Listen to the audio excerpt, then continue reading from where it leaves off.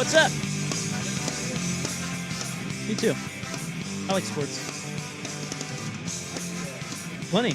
Yeah, plenty of people. Like you get in the habit of thinking that the world we live in is the real world until you encounter. No one cares. No. About our world. Well, it is weird when you meet another grown man your own age that has no interest in sports. I do appreciate it because it lends you to be able to talk about different things, but it is weird. Like you just assume that everyone's like, oh man, you watching the playoffs or who's your team? And they just look at you like you got two heads, and then you're like, oh, because it's like the common ground that any man can find, but that's a myth. It's a lie. And then he always feels awkward, like if you're at a party, because then he has this happen to him all the time. And so it's just it's a weird thing. Do you think those guys feel?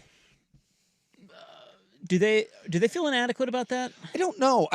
Or do they look at us? It look down upon us. I think probably a little of both. Sports Neanderthals. I think they look down, but in a party setting, I think they feel a little left out. Because when you're at a gathering, again, sports is common ground, right? If you meet someone for the first time. And that is not what my favorite radio host in Portland told me once. Sports is sports. Sports is sports. Sports is not common ground. But if you met someone. In fact, it's far from it. You know the number of times. We love to argue about sports. Yeah, but that's still common ground because it's conversation. Yeah. The amount of times you have a Kansas City Royals hat that you gave me for when they went to the World Series and they beat a certain team.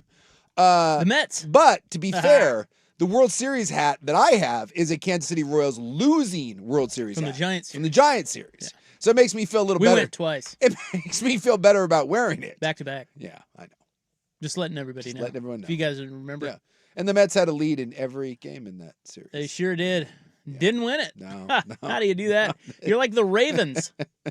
Wait. The hand of God. By the way, lowercase is in there. First of all, wait a minute. Hold on. Yeah. We're back. The band is back together, and we've got a new producer, Steven. Hey, what's going on, guys? Little Stevie, as I like to call him. Steven's on. He loves it. He loves being called. But I'm a big Stevie. Come on now. Be fair here, Stu. Not a little that's Stevie. The whole point. How tall are you? 6'2". Yeah.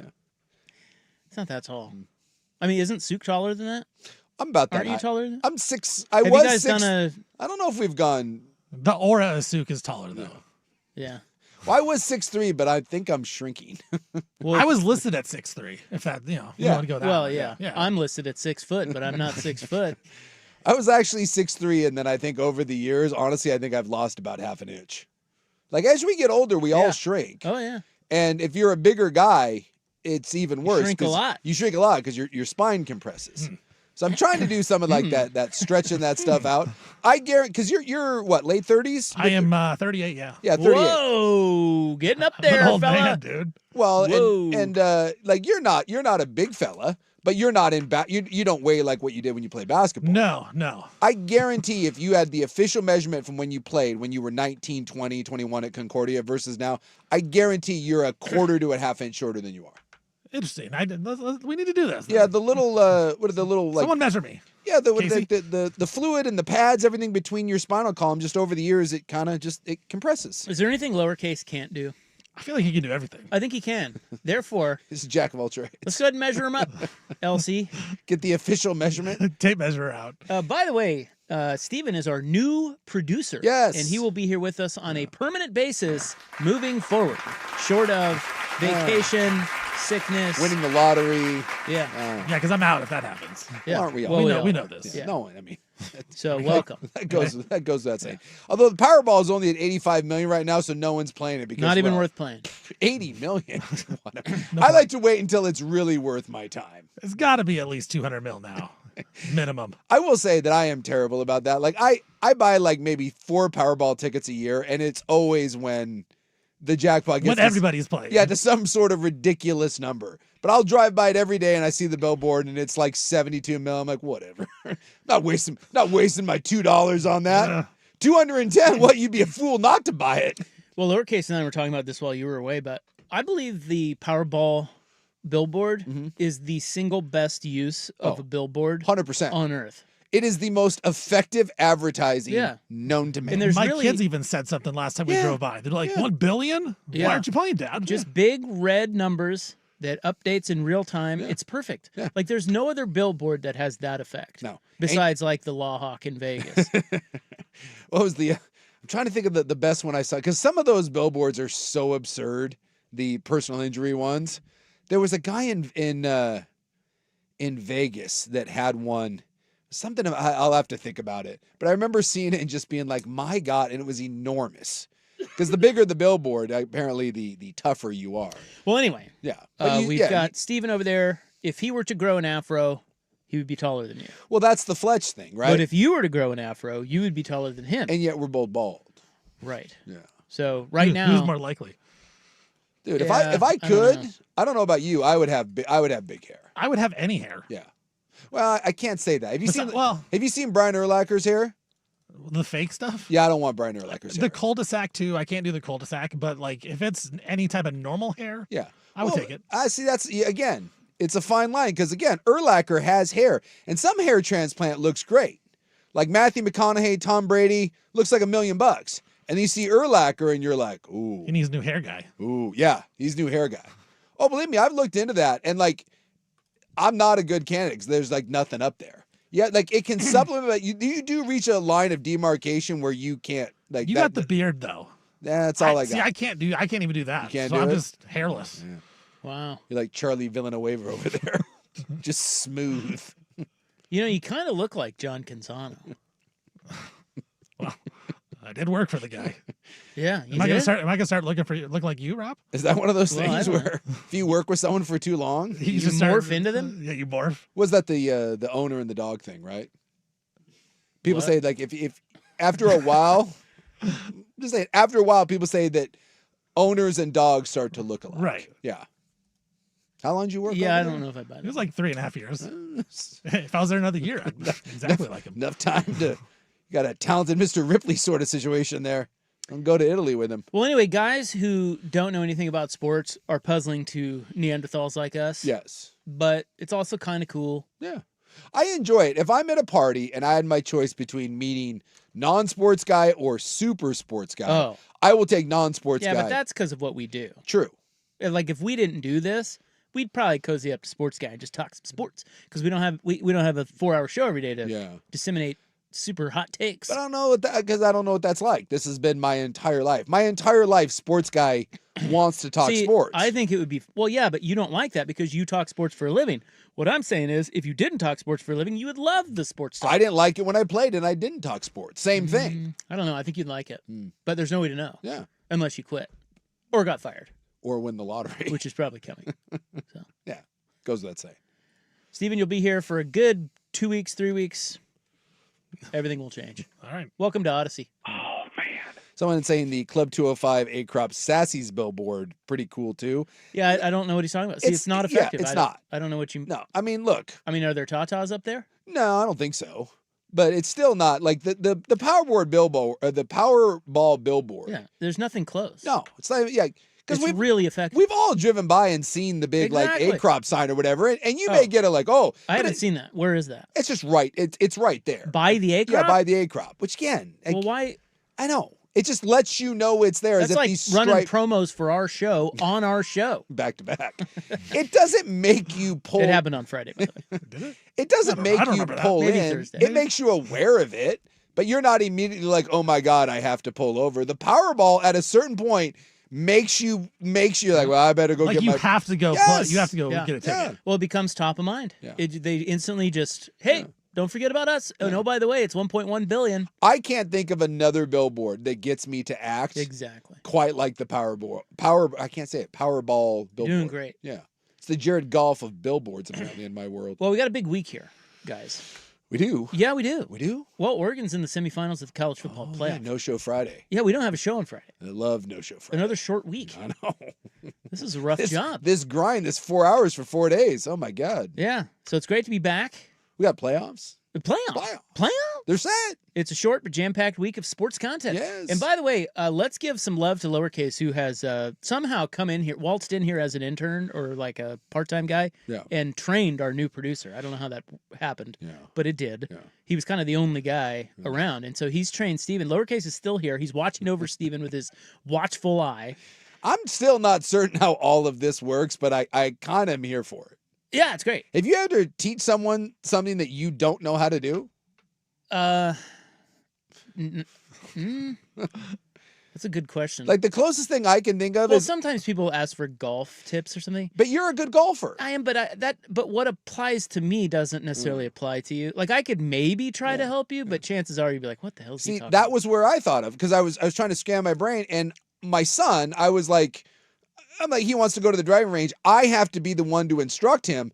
And that feels a little bit like Lowercase instructing Casey. You probably get it with like gambling. Like if someone that doesn't know how to gamble, they're like, "Hey, how do I bet on a basketball game?" Yeah, like we get that sometimes. And so it's like, you're not a professional gambler, right? But you could teach. Yeah. You don't really know what you're doing. I'm not gonna lie. If the choice came down between Lowercase teaching me how to work the board or you showing me some golf tips, I'm not gonna lie, brother. You're showing me those golf tips. All right. Oh, Lowercase. Wait a minute. I went to college. I think what he's saying is it's not that hard. Casey, here's I'm going to tell you this. I have seen Rob play golf many, many a time, and I've seen you work the board many, many a time.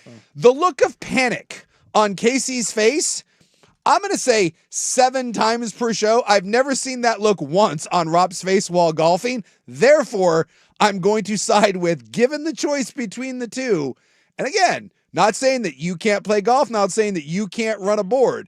I'm asking myself, which one do I feel more confident instructing me?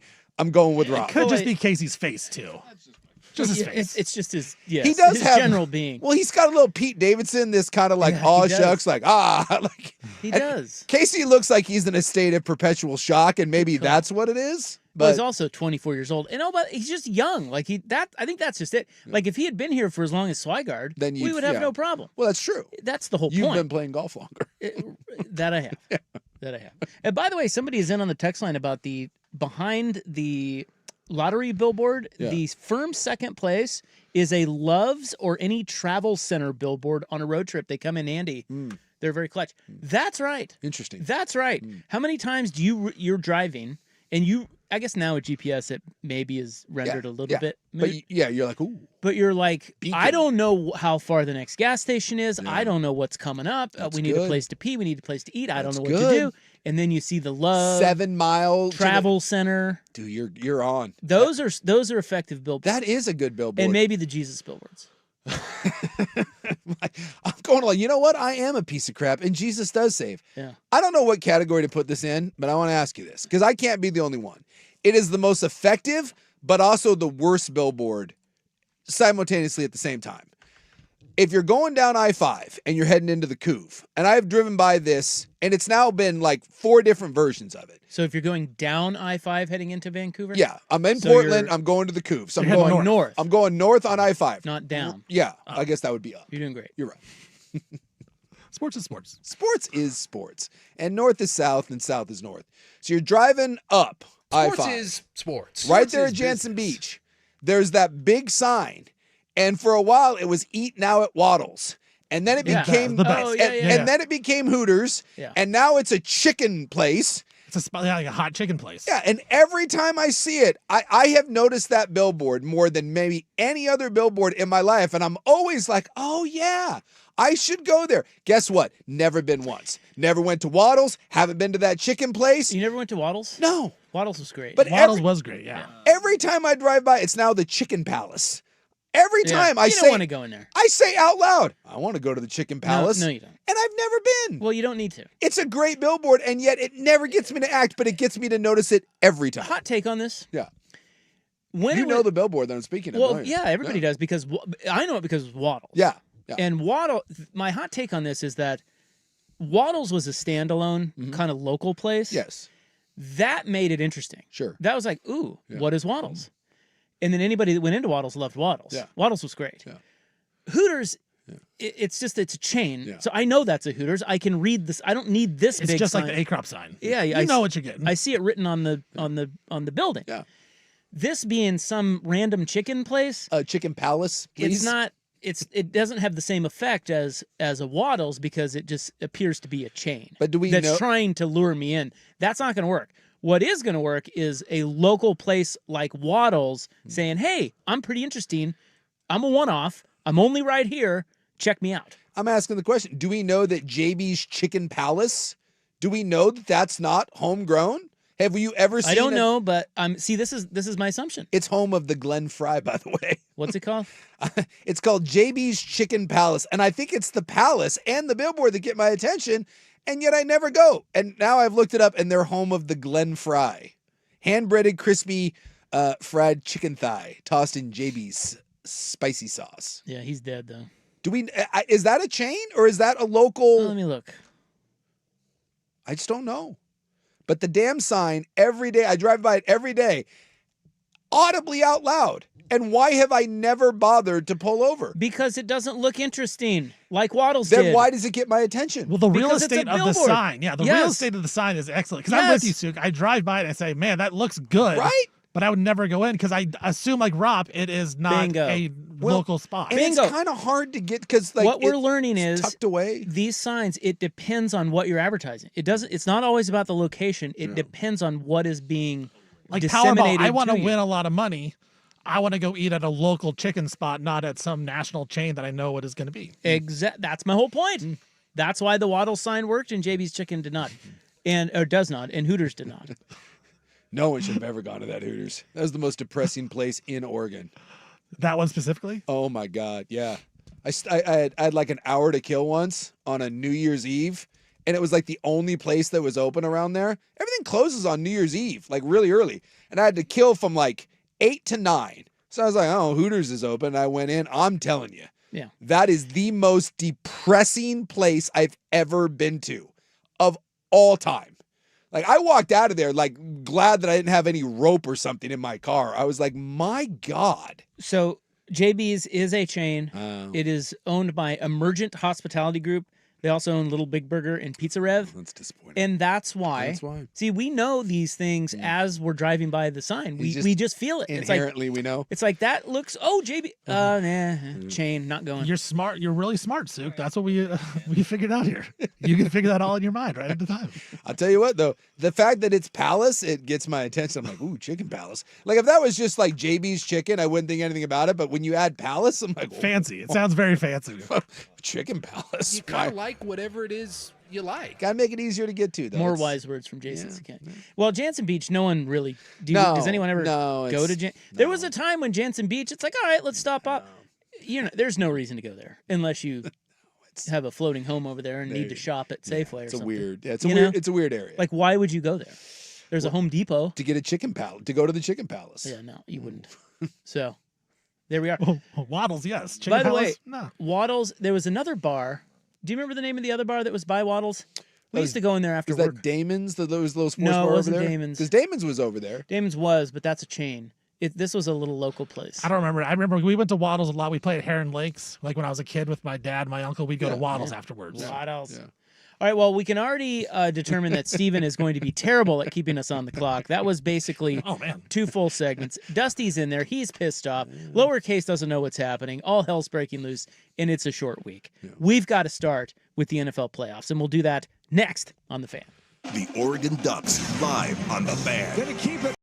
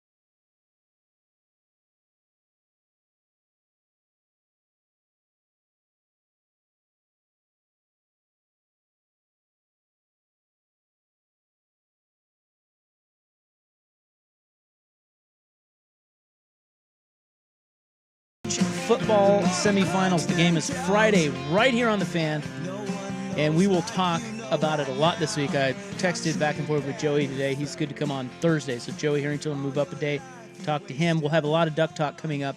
We're going to get into the NFL playoffs, but the most important thing that no one, and I mean literally no one, cares about would be the new producer Steven versus Big Sook height off. Little Stevie versus Big Sook.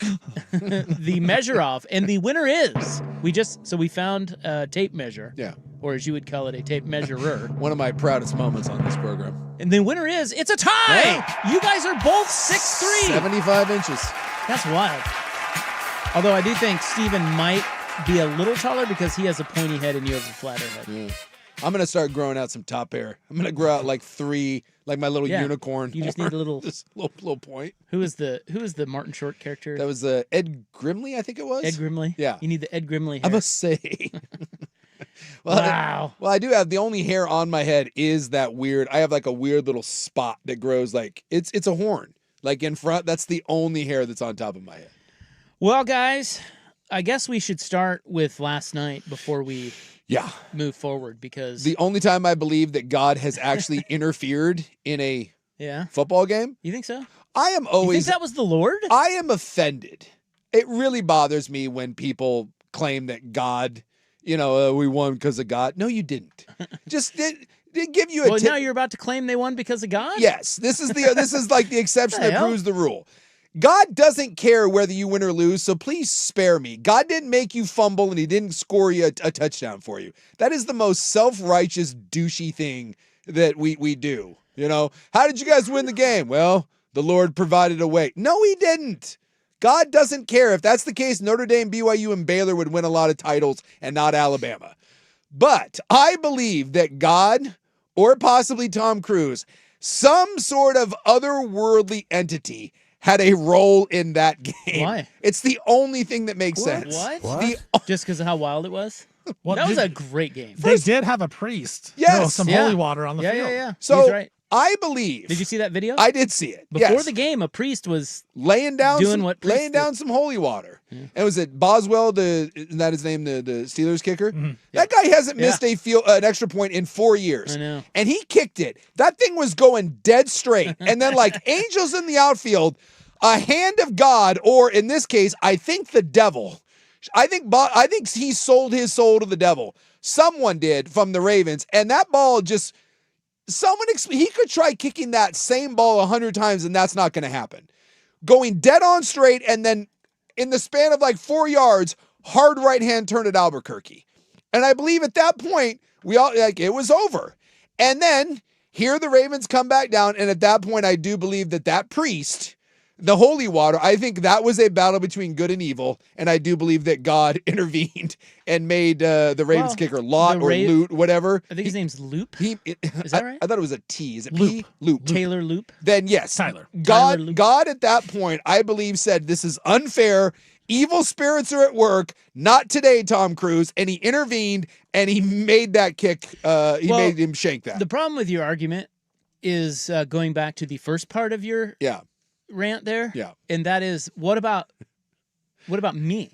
God affected me, right? Like, so everybody, it's not just about one person. Everybody has a hand in these games. Yeah.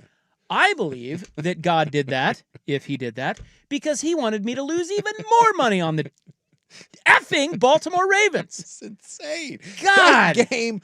I had a money line, by the way. First off, it was a terrible game. It wasn't well played at all. But my God, was the last quarter and a half just bananas. It was great. I was just sitting there on my couch, and at least 4 times I said, "What the blank?" out loud. The NFL is just great theater. Yes. It doesn't even have to be great football. It's the best reality show on television, and that did not disappoint. It had it all. Yeah.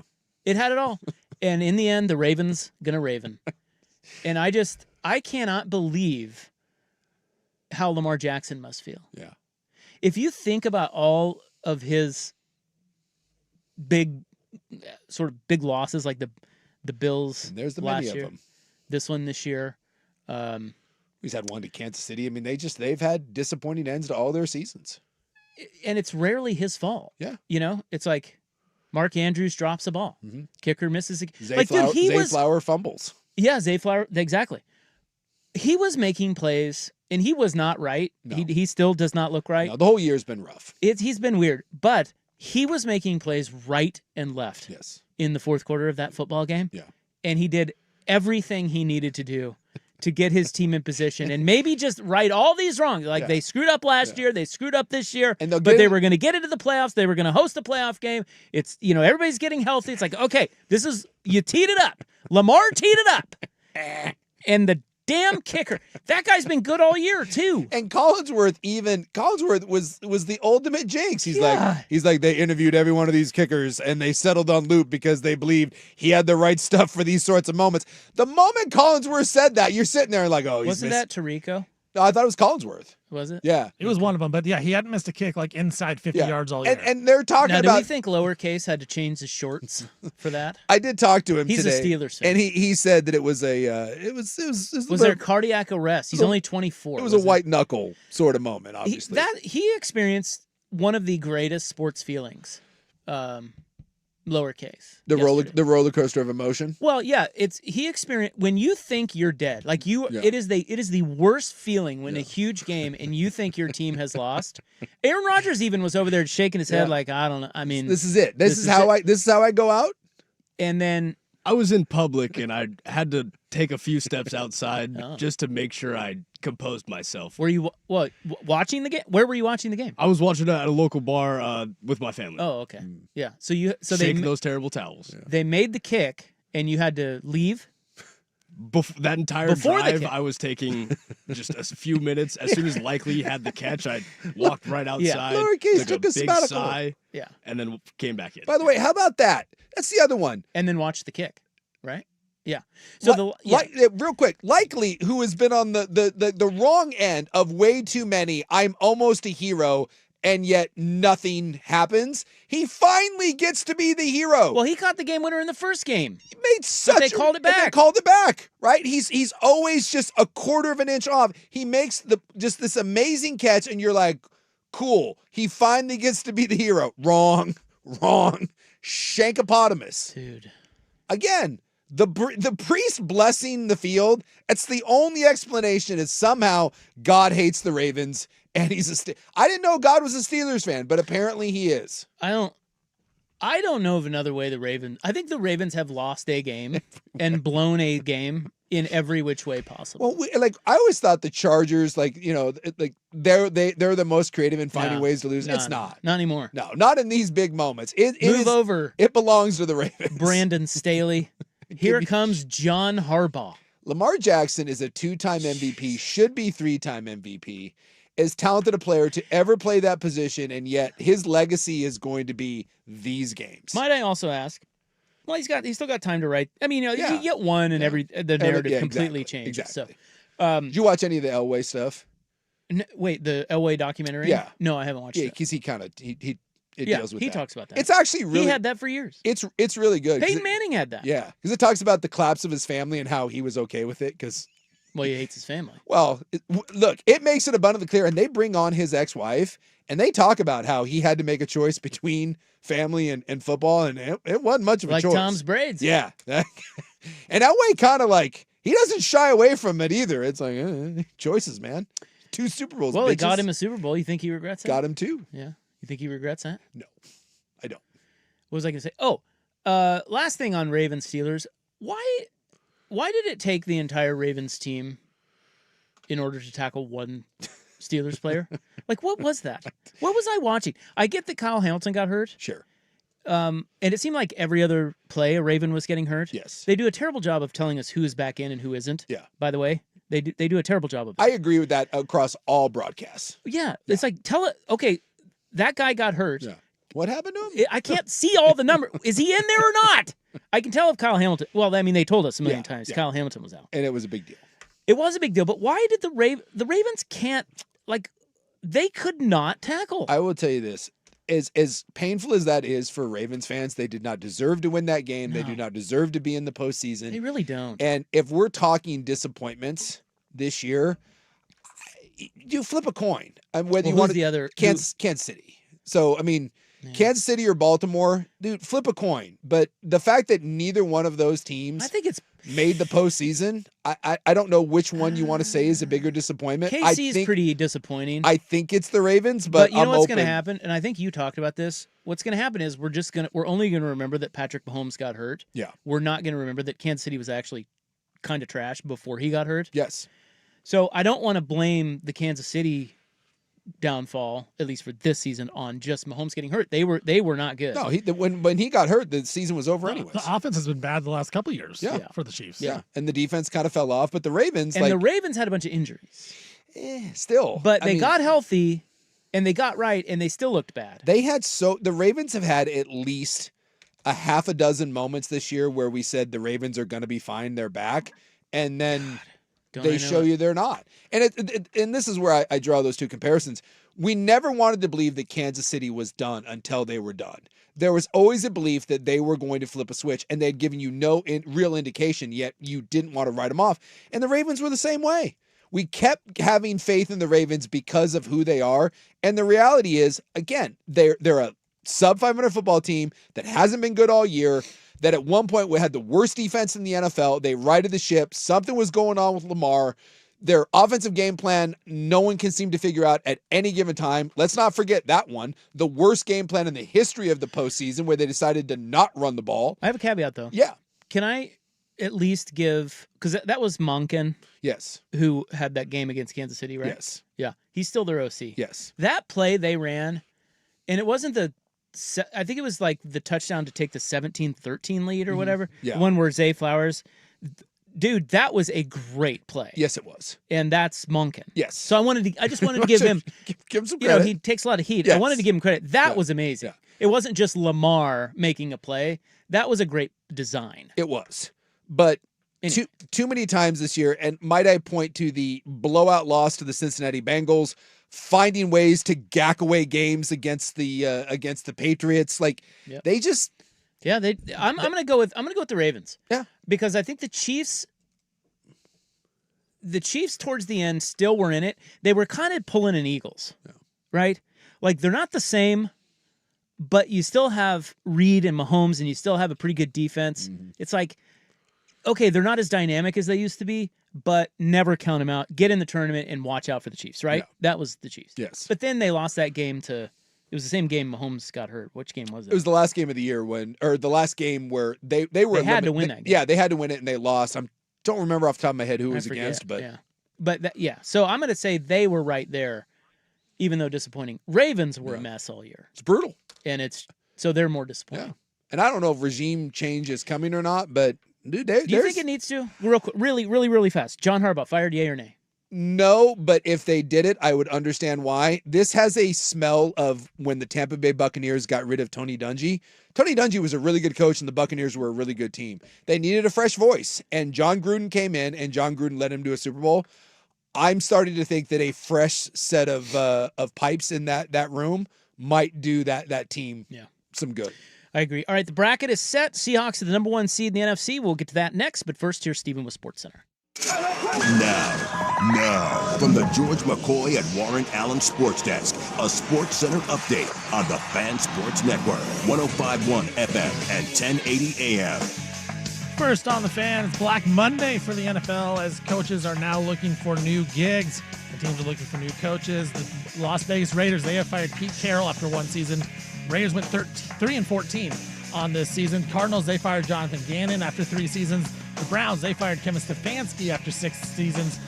Stefanski is already in talks with a couple other teams, including the Giants, to be their head coach. And the Falcons, they fired Raheem Morris after Morris led the Falcons to 8-9 record in each of the 2 seasons. Trailblazers back in action tonight, taking on the Jazz from the Moda Center. Blazers, they've won 4 out of the last 5 after they beat the Spurs in San Antonio over the weekend. Trailblazers 6.5-point favorites at home. And Denny Avdia, the Blazers star, he's been named Western Conference Player of the Week. Avdia averaged 26.8 points, 9.8 assists, and 8.3 rebounds over the 4 games in the week while leading the Blazers to a 3-1 record. We also got some transfer portal news as the Indiana Hoosiers, they're getting ready for the Ducks, but they're also getting their brand new quarterback as they will be without Fernando Mendoza, the Heisman next year. They have got a commitment from Josh Hoover, the TCU quarterback. Hoover, he's played 35 games over the past 3 seasons at TCU and thrown 71 career touchdown passes. For more sports scores and stories in 30 minutes, I'm Stephen Vaughn from the George McCoy at Warren Allen Sports Desk. Hurt and missing work, insurance companies acting like jerks. Don't call your mom. Call George McCoy at WarrenAllen.com. The home of Ducks Game Day. Before and after every Ducks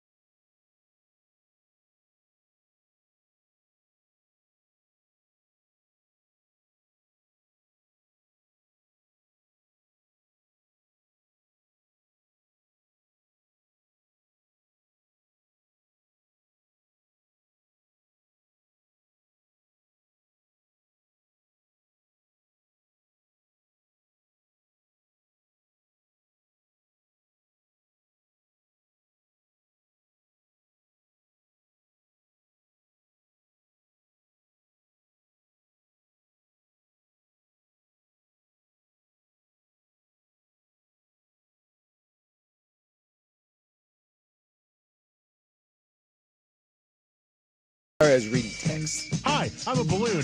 Bye. An homage to the great Mike Lynch. Yes, he's missed. We are now two. He is missed. We are now two producers clear of Mike Lynch. Yeah. Wait. Yeah. Right. No, we're one. We're one. Well, him and Buck. Yeah, but that's not two removed. We're one removed. True. You know. I tried to be right about that. I was like, wait, did I miss a producer in there? We're one producer removed. Buckley tried to reach out to me the other day, and I told him he was dead to me. Yeah. Well, he is dead. Yeah, I was like, whatever, Buckley. Yeah, we don't talk to him anymore. No. He left us. Jerk. We got Steven now. Moved on to big, tall, bald guys. Move on to big, little Stevie. So the bracket is set. The NFL playoffs. Yes.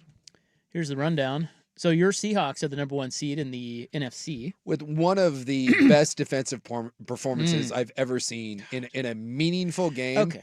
Dude, that was... We're going to get sidetracked again. I know. Well, that's okay. Let's go through the bracket. Yeah, we'll get to the bracket. Let's wrap up Seahawks Niners. Yeah. And then we'll talk about the how the bracket lays out. Yeah. That game was that game not the NFL version of Oregon Texas Tech? Yes.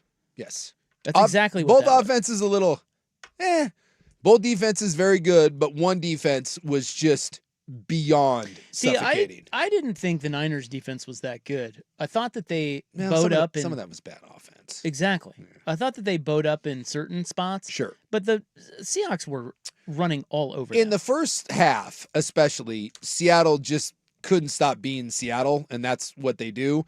And then the second half, some of that I think they were playing close to their vest. Some of it I don't think that they really trust Sam Darnold to not make a mistake, and it was like, as long as we don't make mistakes, the Niners can't do anything against us. So Seattle wasn't necessarily bad. I just think this is kind of what Seattle is, where they're going to lean on the defense. And Oregon, by the way, to your point, Oregon's done this a bunch this year. Iowa, Wisconsin, where it's just like, hey, we're leaning on the defense and we need the offense to not make big mistakes and come up with some timely stuff. I'm okay with that. Sure. When you say not make big mistakes, realize they are – actually, this is a fun fact. Do you want a fun sports fact? Yeah, give me the fun fact. Here on the sports show today? Yeah. The Seahawks are the 1 seed in the NFC and the Broncos the 1 seed in the AFC. When is the last time? Now, I don't know the answer to this. Okay. But it's a fun stat that we don't know. Well, there's a stat, but I don't know the year. Okay. The last time the 2 number 1 seeds in the NFL playoffs had negative turnover differential. I don't know when that was, but I'm sure it was a long-ass time ago. Yes. So it's the Seahawks and the Broncos, both with negative turnover differential. Yeah. So what you're saying about don't make the big mistake, the Seahawks turn it over. I mean, they just do, and that is what's scary. Now, they didn't turn it over in this game. Well, the Niners defense has no pass rush. No. So Darnold was pretty comfortable all night, and they were running the ball all over them, and they're dropping like flies again. Yeah. So Darnold really didn't get forced into the sort of situations where we've seen bad Sam Darnold. That's the thing. This is what I'm cautioning about Seattle. Seattle's defense is freaking dynamite. It really, and I want to at some point talk to you about how they rival the Legion of Boom because they look that good. Yeah. But the Seahawks, that Niners defense sucks. The Bears went all up and down the field on them, and the Seahawks were doing the same, and they still only came up with 13 points. Well, but some of that too is that there just isn't anyone left on the Niners defense, and they lost a couple more bodies during that game. For whatever reason, I'm just saying we think of the Niners as a stout defense because of Robert Saleh, and they're not. They're just not. No. Did you watch that? Yeah, they're playing their ass off. They're held together with duct tape. Yes, they do not. Yeah. They just suck. Like I think the Eagles. Well, we can get into the playoffs. I just think that the Niners defense is just really bad, and the Seahawks. They only scored 13 points. That's what scares me about the Seahawks. Now, can they ride the defense all the way? Sure. Yeah. But what I'm saying is when you get the Packers, or if you get the Packers, or when you play the Rams again, or when you play the Eagles for sure, or when you play who else is in there that they could play? They could get 2 home games. They could play Chicago. Well, maybe not Chicago. Their defense kind of sucks. But I'm saying the defenses that they're going to face in the playoffs are not going to be as bad as the Niners. Yeah, Panthers, Rams, Eagles, Niners, Bears, Packers. That's your NFC squad that they could. Yeah, so the Bears don't have a very good defense. No. See, I'd be rooting for the Bears if I'm a Seahawks. I think the two that would probably, if you're going to get worried about something, it's going to be the Rams and it's going to be the Eagles. Well, yeah. I don't think the Bears, Packers, Panthers, or Niners. I don't think they scare you at all. Well, the Niners don't. No, not this version of them. I think if San Francisco Niners ain't getting out of Philly. I wouldn't think they're so. They're just not. They're not where they. No. I mean, they have Kyle Shanahan. They have Brock Purdy. It's just. Well, and the other one too. I saw that like Brock Purdy, with the exception of remember Brock Purdy had that 5 interception game. Like Brock Purdy is a really good quarterback, and someone put it up. They put up Brock Purdy's 5 worst games. 4 of them are against Mike McDonald. Mike McDonald's defense causes Brock Purdy problems. The other kind of impressive one is San Francisco plays heavy personnel pretty much all because they don't have any receivers. They just don't. So they play a lot of 12. They play a lot of 13 personnel, 2 tight ends, 3 tight ends. So they ran heavy personnel, 2 or 3 tight ends, almost 60% of the time in this game. Do you know how many snaps that the Seahawks played that weren't dime and nickel? The entire game. So think about it. 60% of the time, the Seahawks or the 49ers were in big personnel.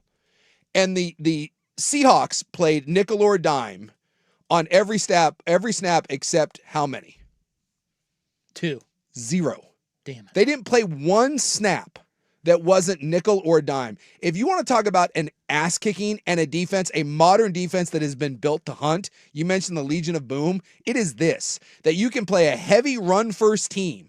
And by the way, they held the Niners to less than 3 yards per carry. Mm-hmm. And they did that out of nickel and dime. You're not supposed to be able to do that. The whole reason you go into heavy personnel like the Niners do and like what the Bills do is to force teams out of nickel, to force them certainly out of dime, and force you to play heavier personnel that you can expose. But when you can play with 6 DBs and 1 linebacker and hold a team to 3 yards, less than 3 yards a carry, there's nothing you can do if you're the 49ers. That is at that point, you are literally fighting your dad. Trent Williams is out. Yes. Ricky Pearsall was out. Like they just don't, they're playing with one hand tied behind their back. Yeah. And Seattle knew it. Yeah. You know, the last time, they said it on the broadcast, the last time the Niners had no rushing first downs in a game. Did you hear them say that? No, I didn't hear 1969. They didn't have one first down rushing. And I'll tell you what, too, from Jennings on down, after that first quarter, no one in that Niner lineup wanted to get hit. It wasn't like the Seahawks were just tackling people. That was old Cam Chancellor sending messages. Those were heat-seeking missiles, and the Niners were short-arming balls because they did not want to get hit. Yeah, all I'm saying is we're going to overreact to that. Yeah. And we shouldn't, because the Niners are just a shell of what they... Yes, and the Seahawks offense is terrifying, and they don't trust Sam Darnold. But at the same time, point differential, you know... Hey. Well, they've beaten 6 playoff teams. Yes. The Seahawks. And they have a point differential of 190. Yeah. Well, actually, 191. Like, the Rams have a point differential of 172. Look, the Seahawks are not a great team. It is a great defense. They are not a great team. But in this playoff field, I don't think there is a great team. So why not Seattle? Well, why not Seattle? Sam Darnold when he plays a good defense. Then that's where I'm sticking with this. I don't think either one seed is going to be in the Super Bowl, but we'll get to it. The bracket is out. We'll get to that next on The Fan.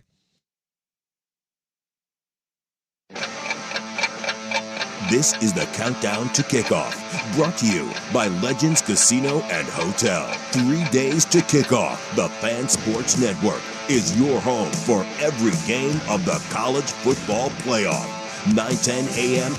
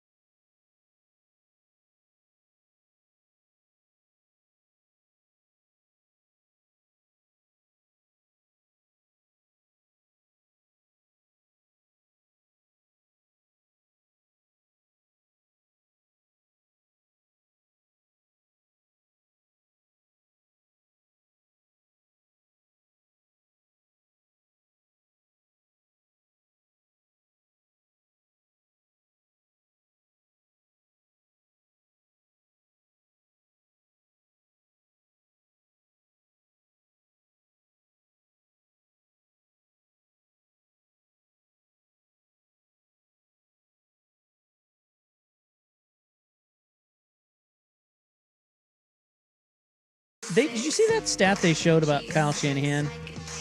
That he is 1-38 when trailing by 7 or more entering the fourth quarter. I did see that, which seems is that not puzzling? Yeah, that is puzzling because he's one of the great offensive minds, and he wasn't even a head coach, but he was responsible for that Falcons offense that blew the 28-3 lead in the Super Bowl. Yeah, you would 7 or more. Like some of those games, he's probably getting blown out. Sure. But at no just point, being down a touchdown, you've never won. Yeah. Well, they've won one. Yeah, he's won one. It's so strange. 1-38. He does get criticized sometimes for being a little, how would you say, like early on the play sheet when everything's scripted, like the man's a genius, and then he does get some criticism for not evolving as the game goes on. But look, Kyle Shanahan. This is one of the best coaching jobs that you'll see in the NFL this year. And I get it. Everyone gets criticism and Shanahan's come close. But again, I'd point out if I forget who the receiver is, but the Jimmy Garoppolo ball in the end zone, like if that is 8 inches closer, Shanahan has a Super Bowl. If their right guard and tackle aren't complete morons in that game against the Chiefs and just pick up a basic stunt, he's got 2 Super Bowls. So, I understand that Shanahan gets some criticism, but that is one of the best coaches in the NFL. And the job he has done with this MASH squad to even be in the position. Think about the injuries that they have had. No Brandon Ayuk. Pearsall's been in and out of the lineup all year. Kettle in and out of the lineup all year. Trent Williams just got hurt. Purdy was hurt. Yeah, Purdy was hurt for 5 games. Their 3 best defensive linemen, all out. The best linebacker in football, all out. Yep. And yet they were in it. I mean, if Purdy doesn't throw the 1 interception that gets tipped, it's true. That's a 1-score game. And so that is, I get Mike McDonald should be coach of the year if you want to say variable, but I'm saying the best coaching job this year in the NFL was Kyle Shanahan. The one guy that stayed healthy was McCaffrey. He's been out all a couple of years when they've been not as good. I mean, they've done it with Tungus and whoever the hell else is out there just piecemealing. So when we tuned in and I found out there was no Trent Williams or Ricky Pearsall, I was like, well, that's par for the course. And you're like, well, they'll find a way to win. And then you saw Seattle's defense and wait, no, they won't. So this is the 4th time the Seahawks have been the number 1 seed. They have made the Super Bowl the previous 3 times. Oh, just want to let you know that. Yeah. So they will play, as you know, they play the lowest seed that advances. So we don't know who they're going to play yet. Yeah, some people don't remember that, but the NFL reseeds. Yeah, they reseed. So what you have is you have the 7 seed Green Bay going to the 2 seed Chicago. Mm-hmm. You have the 6 seed Niners going to the 3 seed Eagles, and you have the 5 seed Rams playing at the 4 seed Panthers. Yeah. So if the Packers win, they are coming to Seattle. Mm-hmm. If they do not win, you're probably getting the Rams. Which will be an awesome game. Because no one has any faith that the Niners can beat Philly in Philly. No. So if you just look at it that way, the probability is you kind of want to root for Green Bay, or else you're getting a rematch with the Rams, which that would be amazing. And this is the thing about Seattle. It's as good as Seattle is, and I get why everyone up in Seattle right now is giving each other, can't say that. While they're slapping everyone on the back. Yeah. There you go. Now, okay. What? Nothing. What? Well, you threw me off course. Just I realized I was like, I can't. The analogy that I use there in my everyday Well, why life, are they so you're saying they're kind of over their skis up there? Yes, they are over their skis. Okay. It is we're back to the no one can beat us. We are invincible. Yeah, that's and then you're like easy. The Rams had you dead to rights, and I mean dead to rights. And granted, this is what the Rams do. I have zero faith in the Rams because they gack away games like no one else. But Seattle right now you can make the argument Seattle's the most complete team in football. I get it, point differential. This defense has a Super Bowl look, and the offense has been better than advertised going into the year. I get all that. That being said, I want nothing to do with the Rams. That is the one team in this field that I am not super jazzed to play. And if you do play a Philadelphia team, that's the sort of game that can scare the lights out of me because that's got 13-10, 17-13 written all over it. And when you play those close games, you get fluky things. See Ravens, Steelers. And also, to your point, you talked about this before, like who's good in the NFC? I don't know if anyone right. is. And so it's like Seattle's the best of all the good teams, not great teams, because everyone else you can poke holes in. Like the Panthers, no. Rams, as you said, can't necessarily trust them. Eagles have struggled offensively all year. The Niners are always hurt. The Bears, no thank you. And the Packers are hurt as well. So Who's there? I would actually say the same of the AFC. Right. I think that's where we're at this year. It's so weird. This thing is wide open. Yeah. Absolutely wide open. That's why it sucks for the Ravens that they couldn't get it done this year. This is their year to do it. Yeah. Well, it's like, and a little bit with the Bills. Like, this is not a great version of the Bills. If you would have given me the Bills teams from the last couple of years, I think that's a Super Bowl team. This year, I don't know what to make of it.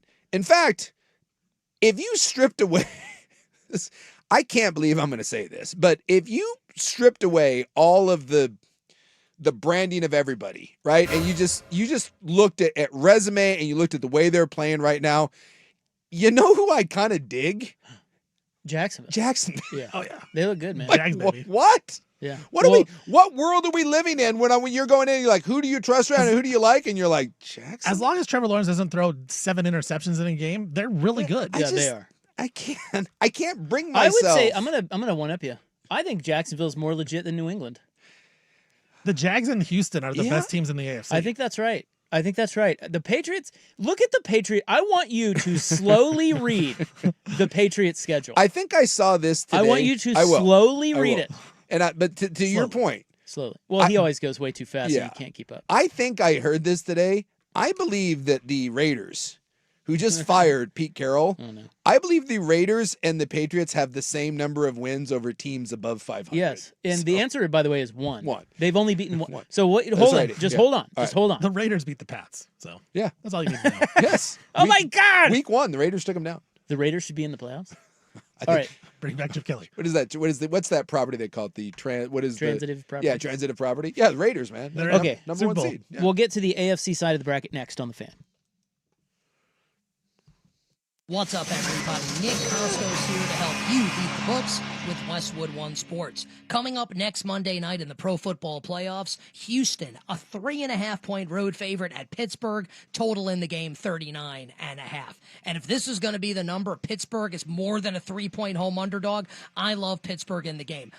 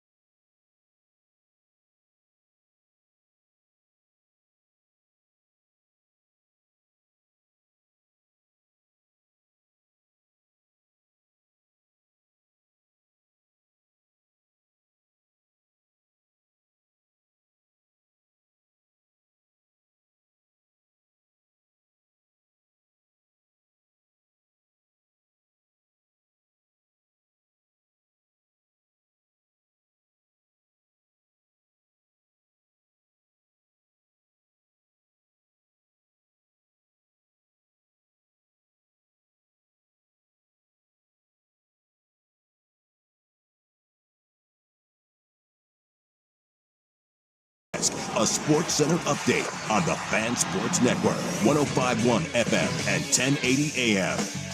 First on the Fan, Black Friday in the NFL as teams are looking for new coaches and coaches are looking for new gigs. Las Vegas Raiders, they have fired Pete Carroll after one season. Carroll went 3-14 for the Raiders. They have the number 1 overall pick. Now they're looking for a brand new coach to go with it. The Arizona Cardinals fired Jonathan Gannon. Gannon was 15-36 in his 3 seasons with the Cardinals. The Browns, they fired Kevin Stefanski after 6 seasons. Stefanski already in talks with numerous NFL teams for their head coaching gigs, especially the New York Giants. And the Falcons, they fired Raheem Morris after Morris led the Falcons to an 8-9 record in each of his first 2 seasons. Trailblazers back in action tonight at the Moda Center. They're taking on the Jazz. They're 6.5-point home favorites. Blazers have won 4 out of 5 after beating the Spurs over the weekend in San Antonio. And Denny Advia, the All-Star, has been named the Western Conference Player of the Week. He averaged almost 27 points, 10 assists, and 8 rebounds over the 4 games, leading the Blazers to a 3-1 record. And according to Shams Charania, he is reporting that the Hawks and All-Star point guard Trae Young are in talks to trade the All-Star point guard to a new team and are trying to get him to a new situation. For more sports scores and stories in 30 minutes, I'm Stephen Vaughn from the George McCoy at Warren Allen Sports Desk. Hurt and missing work, insurance companies acting like jerks, so don't call your mom. Call George McCoy at warrenallen.com. The home of the Fan Happy Hour with Luke Anderson. Weekdays 2 to 3. The Fan Sports.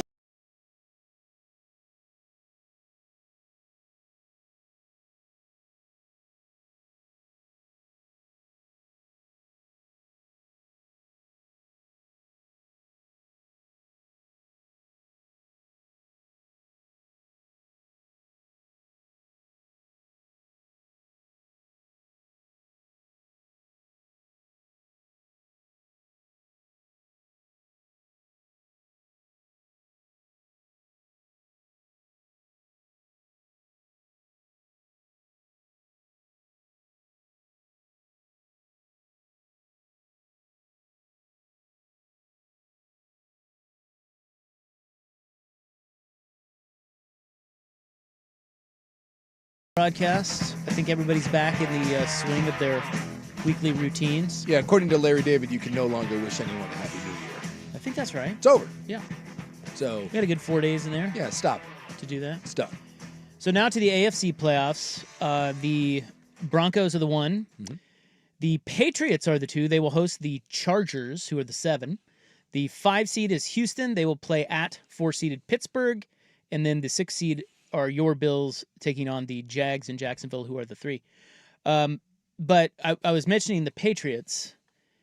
They have beaten one team with a winning record this year, and I think that was Buffalo. I will go through their schedule here. And please go slowly, yes. It can register in our brains. Well, to start off, they lost to the Raiders. But week 1, I'm going to give them a pass. Yeah, but still, all right. They lost to the Raiders. I don't know how that happens, but okay. Yeah. And then they beat the 7-win Miami Dolphins. Okay. They lost to the playoff-bound Pittsburgh Steelers. Where was that? I don't remember that. It was in... So no, they were 1-2. It was at home. Yeah, they were 1-2. Houston was 0-3. Did you know that?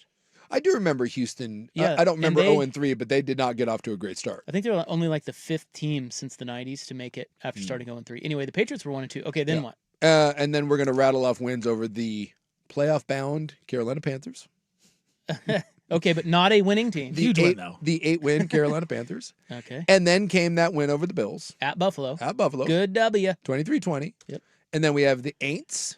Okay. The Titans. Okay. The Browns. Oh, my God. The Falcons. Oh, my God. If you notice the theme here, a lot of fired coaches. I was going to say all fired coaches there. There we go. The Bucks. That was in the midst of the... That's not bad. No, that was in the midst of the Buck spiral down. Oh, it was? Should be fired, coach. The Buccaneers, Totally. I think the Buccaneers won one game in like their last 9. By the way, here's another. F you, Todd Bowles. Lost more money on that. Dude, how do the Panthers cover?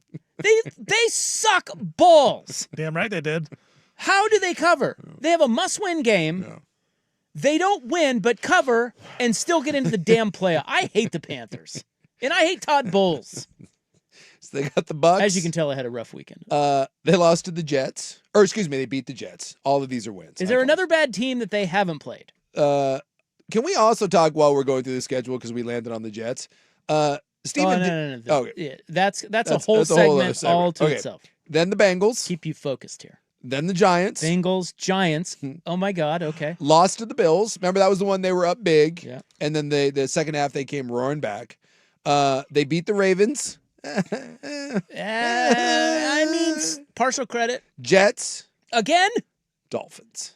Dude. So their top 3 wins at Buffalo. Yes. They beat Baltimore and they beat Carolina.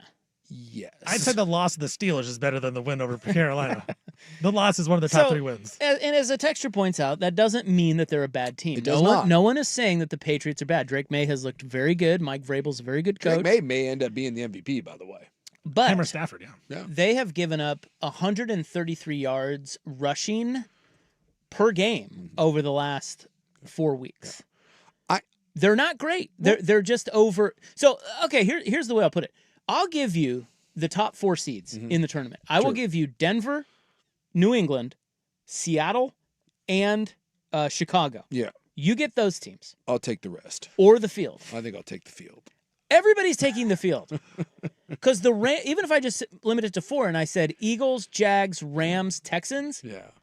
You feel like maybe. It's not close. No. I'm taking the ladder. It's a weird year. And it's like Denver. You mentioned Denver, Seattle. It's the same thing. Same thing. 2 quarterbacks that you're like, Okay, but, you want another? I have another on. I'm sorry. I'm love so it. excited. I love the hot today. I'm just excited.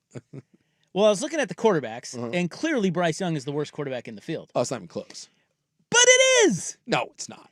Do you know who has a identical quarterback rating to Bryce Young? There is a quarterback in this tournament. It's probably Jalen Hurts. Bosef. It's Bosef Bo Nix. Nix. Oh, They have the same QBR. And look, I'm not saying they're the same quarterback, but what you who trusts him? see? Here's the problem: is you have to compartmentalize Bo Nix. There's good Bo Nix and there's bad Bo Nix. And so bad Bo Nix shows up for like 2.5, sometimes 3 quarters, but it doesn't matter because good Bo Nix is really good, and then their defense is good enough, so it doesn't matter. So you just don't give me these stats. Auburn Bo Nix still lives there. Yes, you just gotta get Oregon Bo Nix. You ever seen like the Lego movies, like good cop, bad cop? It just matters what cop. Good what? Yeah, cop. It just matters what head is spun around there. Yikes. Hey, he's fine. And as somebody points out on the text line, a couple people astutely, the Baltimore win was Tyler Huntley. That's when Lamar got hurt. Oh yeah. Well, so it's like half a win. Well, but like again, it's so weird because you certainly don't trust Denver. You certainly don't trust New England. The Chargers are it's as if the Broncos are the Seahawks. The Chargers are just the 49ers. It's no different. They don't have anyone left. Justin Herbert may die in this playoff round against somebody. He's doing a one-man, Herculean effort. The Steelers, I don't even know how the Steelers are here. The Texans have no offense to speak of. They're getting drug along. They're just a lesser version of the Broncos. And then you get to Jags, Bills. I'm telling you, the team I think I like the best in the AFC is freaking Jacksonville. Yeah, the Jags got kind of a bad draw there. Yes. This is really Seattle's to win the whole thing, isn't it? It's anyone's. Well, couldn't you say that about any? But they're like the favorite. Like if you were ranking the teams, they have to. Well, be they the are the odds-on favorite. Right? Yeah, I think that's correct. Yeah. I don't know. It depends on who they play. Good little team. I have zero faith. Zero in any team, including the Seattle Seahawks, including the Rams, including the Broncos. I just don't. It's a little bit like the college football playoff. I don't know. You just shrug your shoulders. Somebody will get hot. Exactly. Someone will get hot, and someone will have that look. Right? It just at some point we'll look up and be like, "Whoa." This is going to be probably. I don't know. You might shout me down for this. All right. Can't wait. Are we overlooking the Packers? Yes. I'm going to shout you down. Too hurt. Oh, you are shouting. I'm shouting. You said yes. We are overlooking. No, the Packers. I thought you were like, "Am I going to shout asked, you down?" "Are we overlooking the No, Packers?" And we're you not. said yes. No, I thought no, we're not. They're terrible. Stop. Don't. Boy, I don't know. They can't stop the run. They're terrible. Did you see what Baltimore did to them 2 weeks ago? Stop. We are not overlooking Jack. Halfback dive down the middle, touchdowns. We are I think not. Derrick Henry still scored another one. We are not overlooking anything. Okay. No. I know who Rob bet on. I haven't placed a bet yet. It's just this. There's the idea of like you get. But I am toying with the Packers. You get hot going into the postseason. Losing 4 in a row is not how you get hot. Now I get but none of their guys played last week. Yeah, they lay down. I don't know who's healthy either. And if they do get healthy, they'll get hurt. Jordan Love's playing. Of course, Parsons is gone. Yes. I don't know what's happening with Tom. None of their receivers are good, and the one that they have, he always gets hurt. There's no Kraft. Do you think you buy the Bears though? No, I don't. Another one I don't buy. Anybody. None of these teams. These teams all suck. They're terrible. Bring in another. I don't know. Bring in all the bad teams. Would you rather watch a playoffs of all the bad teams? Who do you think would win that playoff? All the teams that didn't make the postseason? Cincinnati? Well, that's a good question. No, they just lost to the Browns. Well, the they got teams Burrow. that didn't make? The Ravens. I think maybe the Lions or the Ravens. Okay. Yeah. Well, what if the Chiefs? Can we get a healthy Patrick Mahomes in there? He's not. He's not healthy. But in this magical playoff, can we get him magically back? Yeah, I don't think. I think it honestly. I think it would probably be the. Well, no. I think the bottom Lions. 14. Bottom 14 teams. Yeah, I think it's the Lions. Are they in the bottom 14? Yeah, it's the teams that didn't make the postseason. Yeah, it's the Lions. Well, no. Wouldn't there be two that wouldn't? Oh, yeah. Like the Ravens wouldn't. Maybe the Ravens and Bucks. Yeah, if we did that, it would probably be the Ravens and Buccaneers that wouldn't make the crap tournament. Yeah. So the Lions. Yes, Lions. Yeah. Odds-on favorite Dan Campbell to win the CBI. Actually, no. CIT. Because the Lions finished 9-9. They won this week. The Ravens would be 8-9, so it would be the Lions. It's the Ravens. Lions are out. Ravens. So the Ravens, they could dominate that tournament. The best of the worst. Would John Harbaugh screw that up too? They find a way. They find a way to gack it away against the Jets or the Dolphins. Hey man, I can't wait. This is gonna be fun. We're taking giant steaming dumps on every single team in the field. But who cares? Fun. It's gonna be great. And I think if you told me going into the season that it was going to be the standard operating procedure, right? So we all had some version of Ravens Chiefs, right? And then on the other side of things, the Lions, the Packers, the Eagles, right? Maybe the Niners if they weren't hurt. You gave me that field versus what we have now. I'll take this version.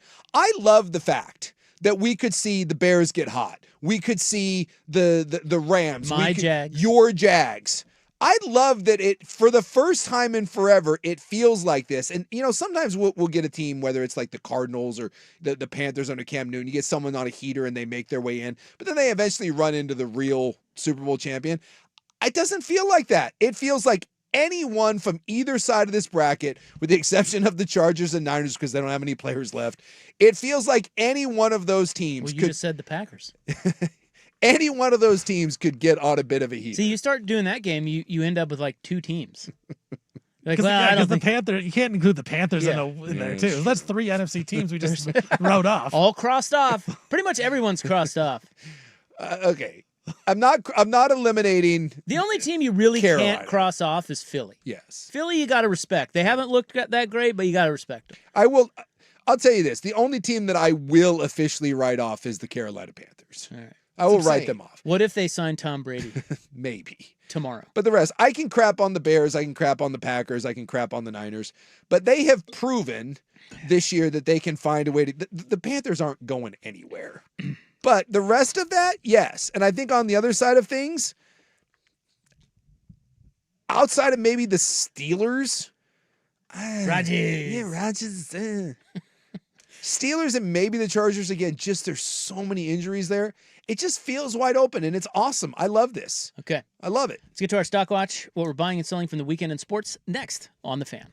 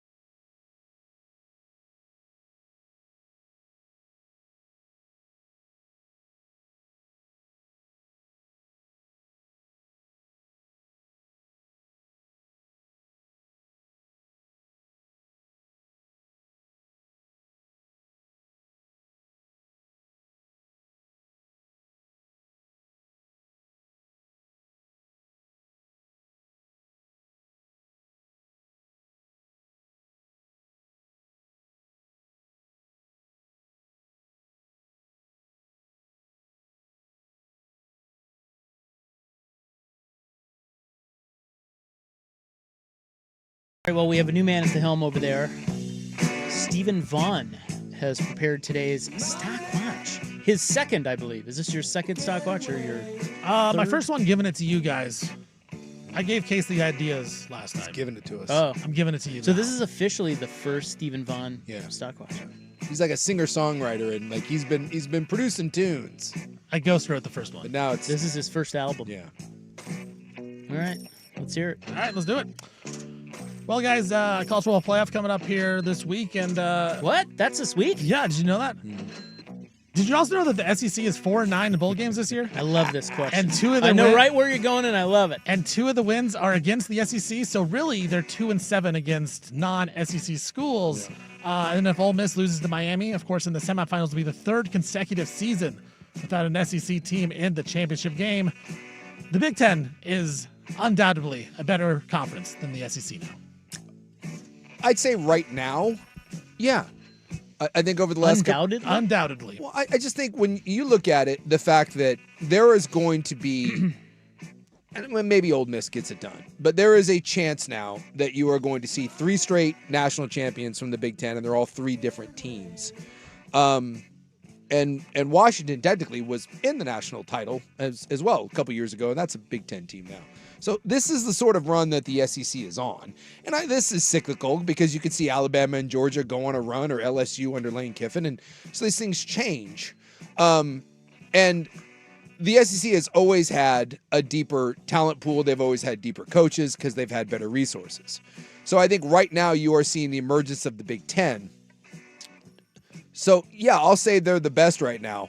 I think definitively, or what did you say? What was Undoubtedly. the word? Undoubtedly. No, I can't say that. But what I will say is undoubtedly the NIL and the transfer portal has eroded the Big Ten stranglehold on the SEC. Excuse me, yeah. Yes. The SEC stranglehold on college football, the death grip has been released. Yeah. And it has, without a doubt, it has leveled the playing field and made it more accessible for many, many teams. This could not have happened under the old system. You could not have seen the re-rise of Miami. You certainly couldn't have seen Ole Miss, and you sure as hell wouldn't have seen Indiana. So that's where I'll say the SEC has taken a step back, and everyone else has taken a step forward. And right now it appears, and I don't know how you could argue it, that the Big Ten, at least in the short term, is the dominant conference. Yes, I buy it. Undoubtedly. Yeah. The Big Ten is the new king. If you think about Ohio State, well, they've won the last 2 titles. Yes. The Big Ten. And they're favored to win. And they will have another team in this year's final. Yes. So if you think about Ohio State, Indiana, and Oregon, what they're doing at the top. But now you add like Kyle Whittingham, you add Matt Campbell to the league, Pat Fitzgerald's back. You got the James Madison guy. I love what the Big Ten's bringing to the table right now. It is undoubtedly better than the SEC. And yes, a lot of this is NIL. Yeah. It's leveled the playing field. The question is the SEC now overrated?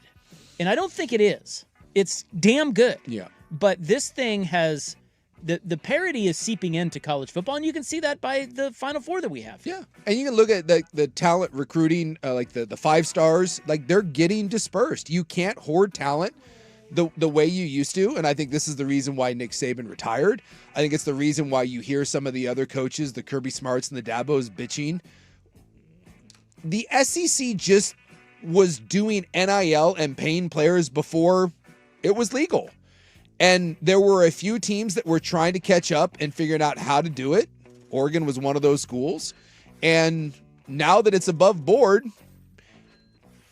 your biggest advantage is gone now. There's still advantages to being in the SEC, but that Sorsby kid, who I don't love, but apparently he was the end-all to be on this transfer portal, Texas Tech got him over LSU.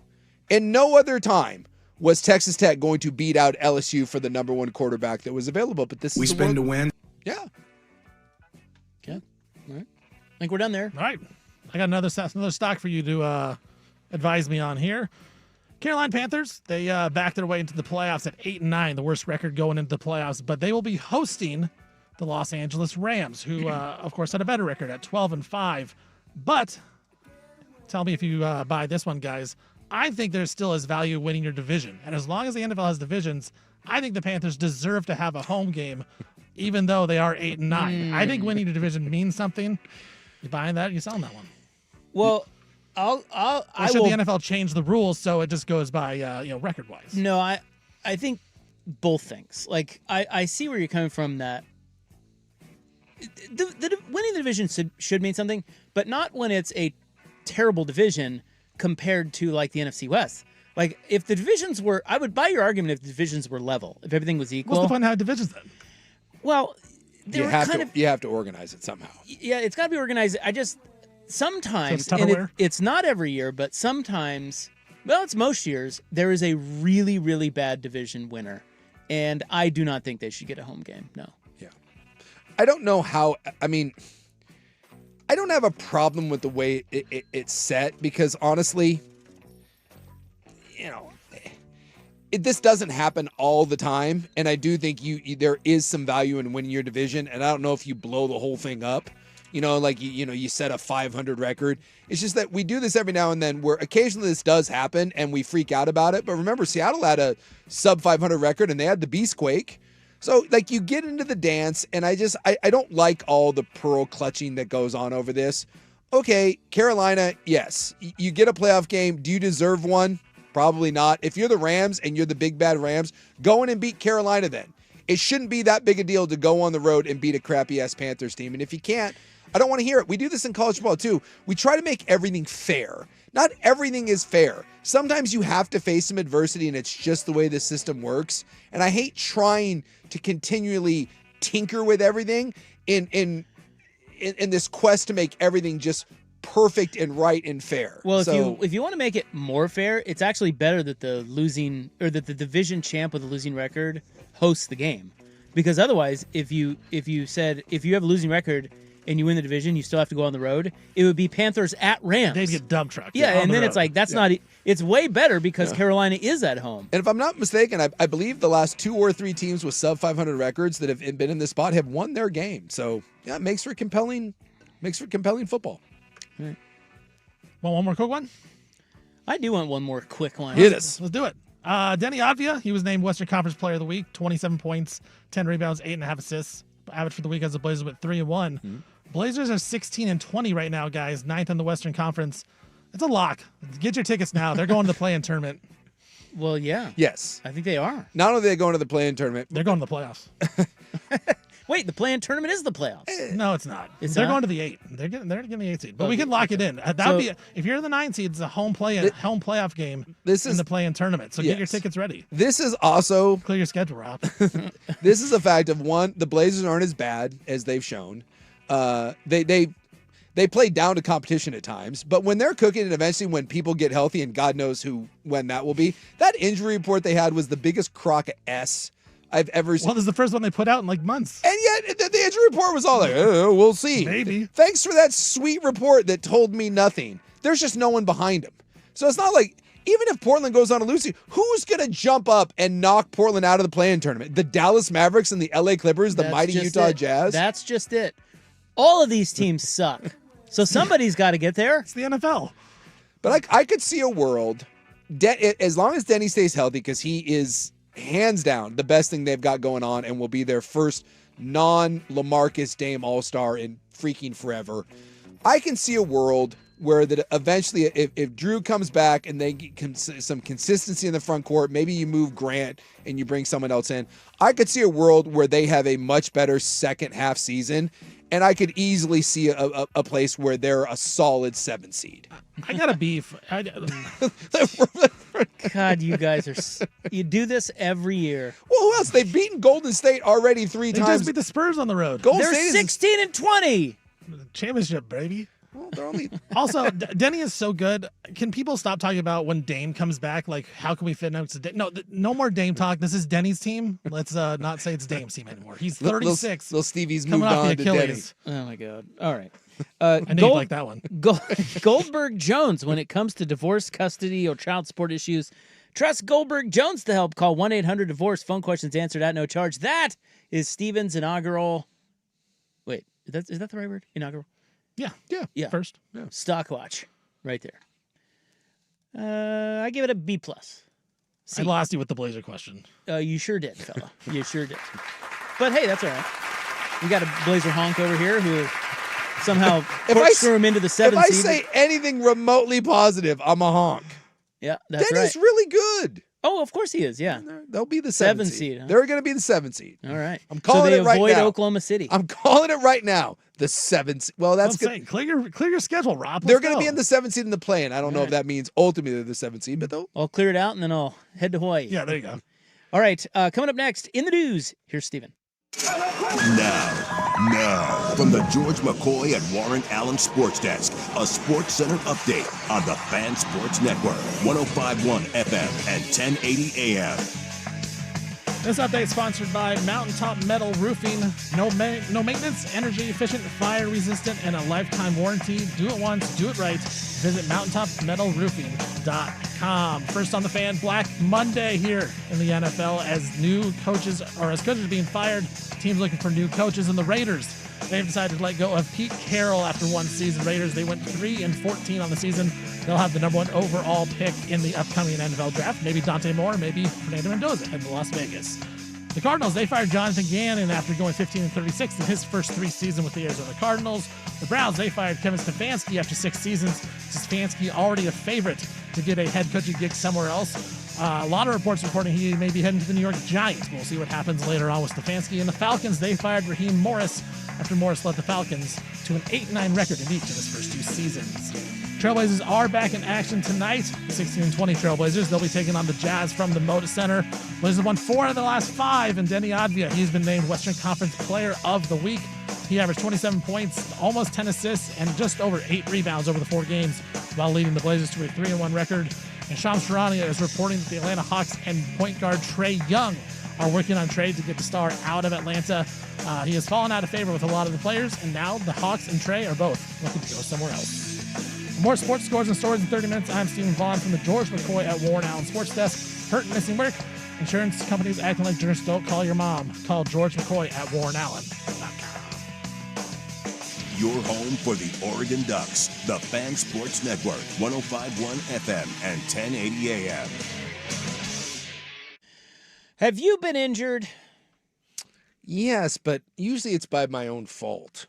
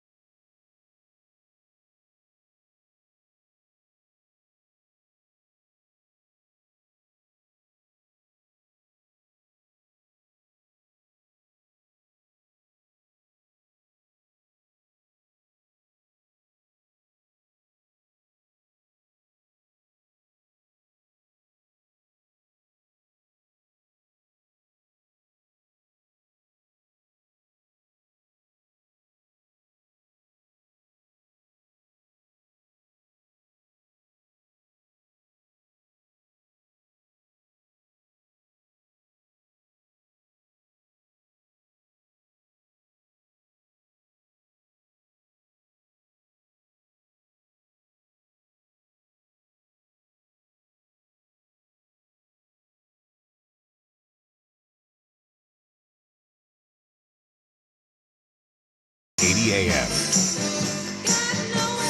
Watching the upstart undefeated Nebraska Cornhuskers here tonight. See, we have no Monday Night Football. Dude, a man died over Nebraska football in Vancouver yesterday. Happened?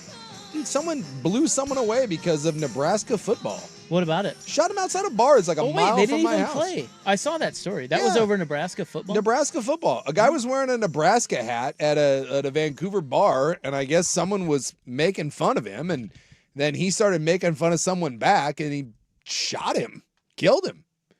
So just be careful out there. You're apparently don't poke fun at Nebraska. I don't know whose team the other guy was, because I guess it was the Nebraska guy that got shot.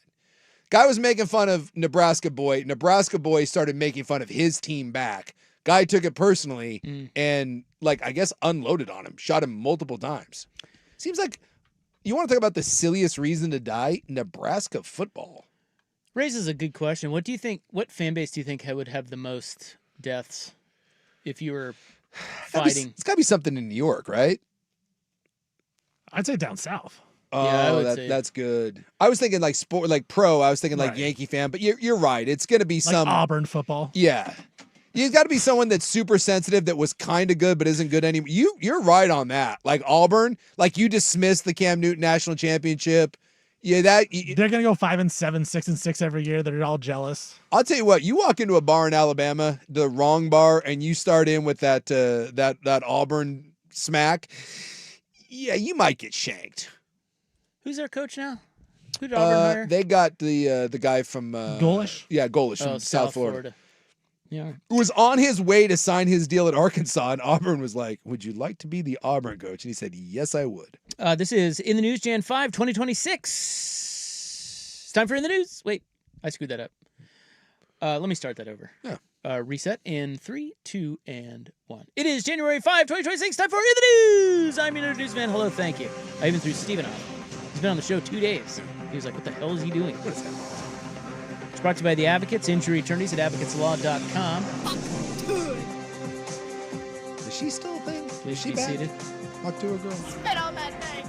Well, she got in trouble for a crypto scheme. I know, and then I thought she was coming back, but Well, she got her podcast. Oh, yeah. You know. Avid listener. She dropped the OnlyFans link yet? Because you know that's coming. It is National Bird Day. I would like you to power rank the following cool birds. The hummingbird. Whatever. The penguin. Love the penguin. It's high on my The rankings. peacock. The parrot. And the owl. The owl, number one. The owl might be my favorite bird of all time. It is my dream to have a cool owl that hangs out with me. Owl 1, Power Penguin 2, love the penguin. And then what was the hummingbirds last? What was the one in between that? Well, we have peacock. Peacock. Or parrot. Yeah. Oh, sorry. Parrot, then peacock, and yeah. I'm gonna put the hummingbird over the peacock. Really? Yeah. I think hummingbird's kind of cool. Hot take: the penguins. I don't like the penguins. Have you been in the zoo and smelled them? Well, they are horrible. Well, it's their doo-doo. Yeah. Yeah, they have an odor. But if you're willing to overlook the odor, see, I'm not. They're down in my power rankings. Because do yourself a favor, look up the movie The Penguin Lessons. True story, and you will understand the power of what a penguin can do. They're doo-doo. Love a penguin, but yeah, They're doo-doo also. There's something about their digestive system and the fish don't that all they eat. fish. Oh wait, well I guess they're not fish. They're bird. But retraction. Yes, they eat stinky fish, and then the way they digest it, their poo has a very pungent odor. But I mean, I think every exhibit at the zoo smells. Yeah. Is there anyone that's like, what is the nicest smelling exhibit at the zoo? That's a good question. Maybe like I don't think like the. So I think it's something like a condor, like the bird, like the bird cages. Don't they feed them carcasses? They do, yeah. I don't think those necessarily stink. But it's at least outside, so you're getting fresh air. The elephants stink. Yeah, they all stink. Yeah, they're animals. Yeah. The penguin has a distinctive odor, but I love a penguin. It's adorable. It's also National Thank God It's Monday Day. Oh, for God's sakes! I'm a case of the Mondays. No, it's Thank God It's Monday. We No love one, no one thanks God it's Monday. Oh, I did today. Did you? Yeah. You tired of the weekend? Are Oh you? my God. Get me out of here. Extra sausage at this Pizza Hut. I don't know where you're going with this, but I'm guessing that's not the kind of sausage that you're looking for. Although maybe it is. A Salem man was sentenced to 4 years in prison after he exposed himself to employees at a West Salem Pizza Hut last September. West Salem Pizza Hut, I can't just quit you. His name is Amir Rashid Dunn. He's a 28-year-old man. You can't even, there's no Pizza Huts to sit down anymore. Those are all takeaways. So you're saying... Well, he's employees. Oh. So he walked in and was like, I would like a meat lovers. And then was like, ha! Meat lover this? By the way, nice move. Except for that whole 4 years in prison thing. He pleaded guilty to felony public indecency, his 5th conviction of a similar charge since 2022. So he just can't... He's a serial flasher. He just can't help himself, huh? He just can't help himself. What a fascinating... Wouldn't that suck? To just be compelled to do that? Like, of all the compulsions that you can't help. And you know what you're doing. Yeah. Well, I mean, I would ask, what you get out of that. But obviously they have a screw loose, so they, Yeah. When do you think you realize that's my thing? Yeah, I don't know how. What age? You stumble upon that. Are you that kid that, goes out? Well, you don't go, it's not school first. No. Well, I'm guessing maybe at a young age you just become a bit of an exhibitionist. And, it goes from there and you realize there's a weird thing. Or maybe you were flashed and you were like, oh, my God, this is great. And then, then you become the flasher. Why the Pizza Hut, though? Of all the places. I mean, I get West Salem. Now, that is the question. But the Pizza Hut. What? That must be the closest place to his house that has people that would be horrified. I think if I was going to flash someone, I would think maybe more like an Olive Garden. Maybe a little more upscale. It's a bigger audience. More captive audience. Breadstick? Yeah, I just feel like if I'm going to do it, Pizza Hut's going to have 3 people tops. I go into a busy Olive Garden, I got an audience. An Olive Garden, your family. You might get a date there. Yeah. Hey, unlimited soup, salad, breadsticks, and, I guess it would be limited at that point, though. A peculiar chopper crash. We'll get to that next on The Fan. This is the Fan's window into sports. A view into today's top stories. Brought to you by Window Nation. Online at windownation.com. He now has a chance to win the division for the Ravens. The final play of the regular season for the final.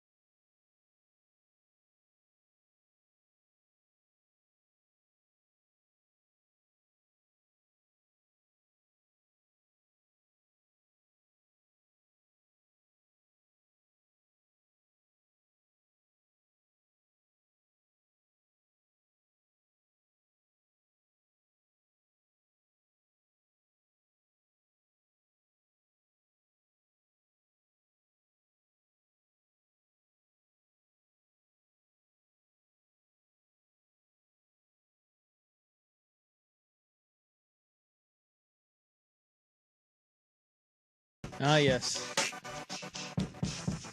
Airplane. One what of the a greats. classic. Yeah. It really is. Yeah. By the way, it holds up too when you go back and watch it. Yeah, it does. It still works. Yeah. That sense of humor. Yeah. Quick note, it is Black Monday. We will tell you which coaches got fired and which coaches kept their job next in our headline segment. But this is in the news, Jan 5, 2026. I mentioned a peculiar chopper crash. I'm disseminating this story. It's a very sad story because of the word peculiar. The reason I threw that in there is how it went down.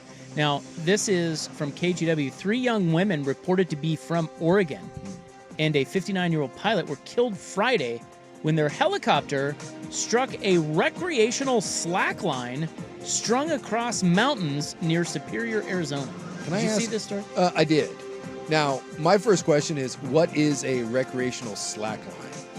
It says here, because like I saw too that they issued a tightrope warning, and I don't. Yeah, because they were saying don't do this. There were previous warnings of don't do this. You're going to take a chopper down. Yeah. And lo and behold, a chopper goes down. Yeah. So it says preliminary evidence indicates a recreational slackline, which is a flat webbing tensioned between 2 anchor points similar to a tightrope, more than 1 kilometer long, have been strung across the mountain range, according to the sheriff's office. But I get why. Like what? I think people are. Is it like a zip crossing line? it? Is it a zip line thing? Like, aren't they crossing it? I don't know. I think they're crossing the netting. I don't mountaineer, nor do I spelunk. I'm not a man of the mountains. I think that's what they're doing. It's only because nobody will go across on a tightrope. I wouldn't think so. Except for that crazy. Who's the crazy tightrope family? Was it the Wallendas? The Wallendas, yeah. Do the balancing act. So yeah, maybe you hook yourself up to a harness and you kind of scoot across it. Yeah. I can't. Again, the helicopter thing, that stuff just terrifies me. I know. I'm not certain that anything as far as travel would make me more nervous than going up in a helicopter. Just so much can take it down. I know.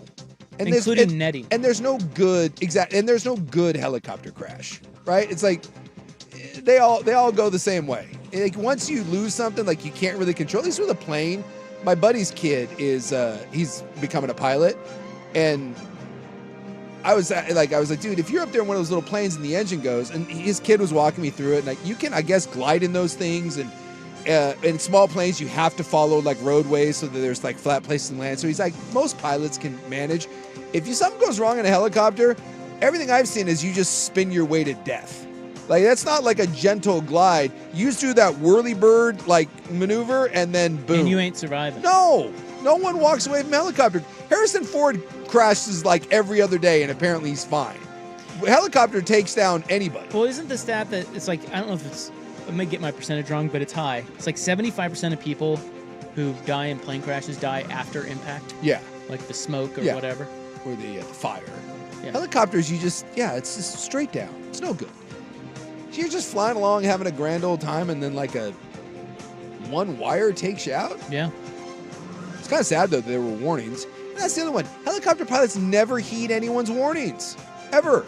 Wasn't that the Kobe pilot? They were telling him, like, don't fly, the weather's bad, and everyone's like, whatever. But he has Kobe. You got to get Kobe to that tournament. Flying in the fog. Wasn't can't that see where one? you're going. Didn't they say he went upside down because there was so much fog? Yeah, he lost, like, control of where he was at in his bearings. I just think that's so wild to think that you're in a helicopter and you don't know that you're upside down. Yeah. You know what I'm saying? That happens to pilots, too. According to the internet, helicopters generally have a slightly higher accident rate than large commercial airplanes, but a lower fatal accident than smaller private planes. Wow. Oh, than smaller private. Right. Not the commercials, though. Interesting. Yeah, because like pilots, too, you can become disoriented in the clouds and you think, up is down. But I just think that's wild. I know. At no point. Does Kobe Bryant go, hey, I think we're upside down? I don't know. Do you feel that? Or do you feel maybe right side up? Maybe it's just so wonky and you're bumping around that you kind of lose track of everything. All I know is that stat right there is not getting me up in a helicopter anytime soon. Well, apparently this was the pilot was the uncle, and the 3 girls, he lived in Arizona, and the 3 girls were his nieces. And they're from Oregon. That's just terrible. Very sick. And you were gone, but Greg Biffle.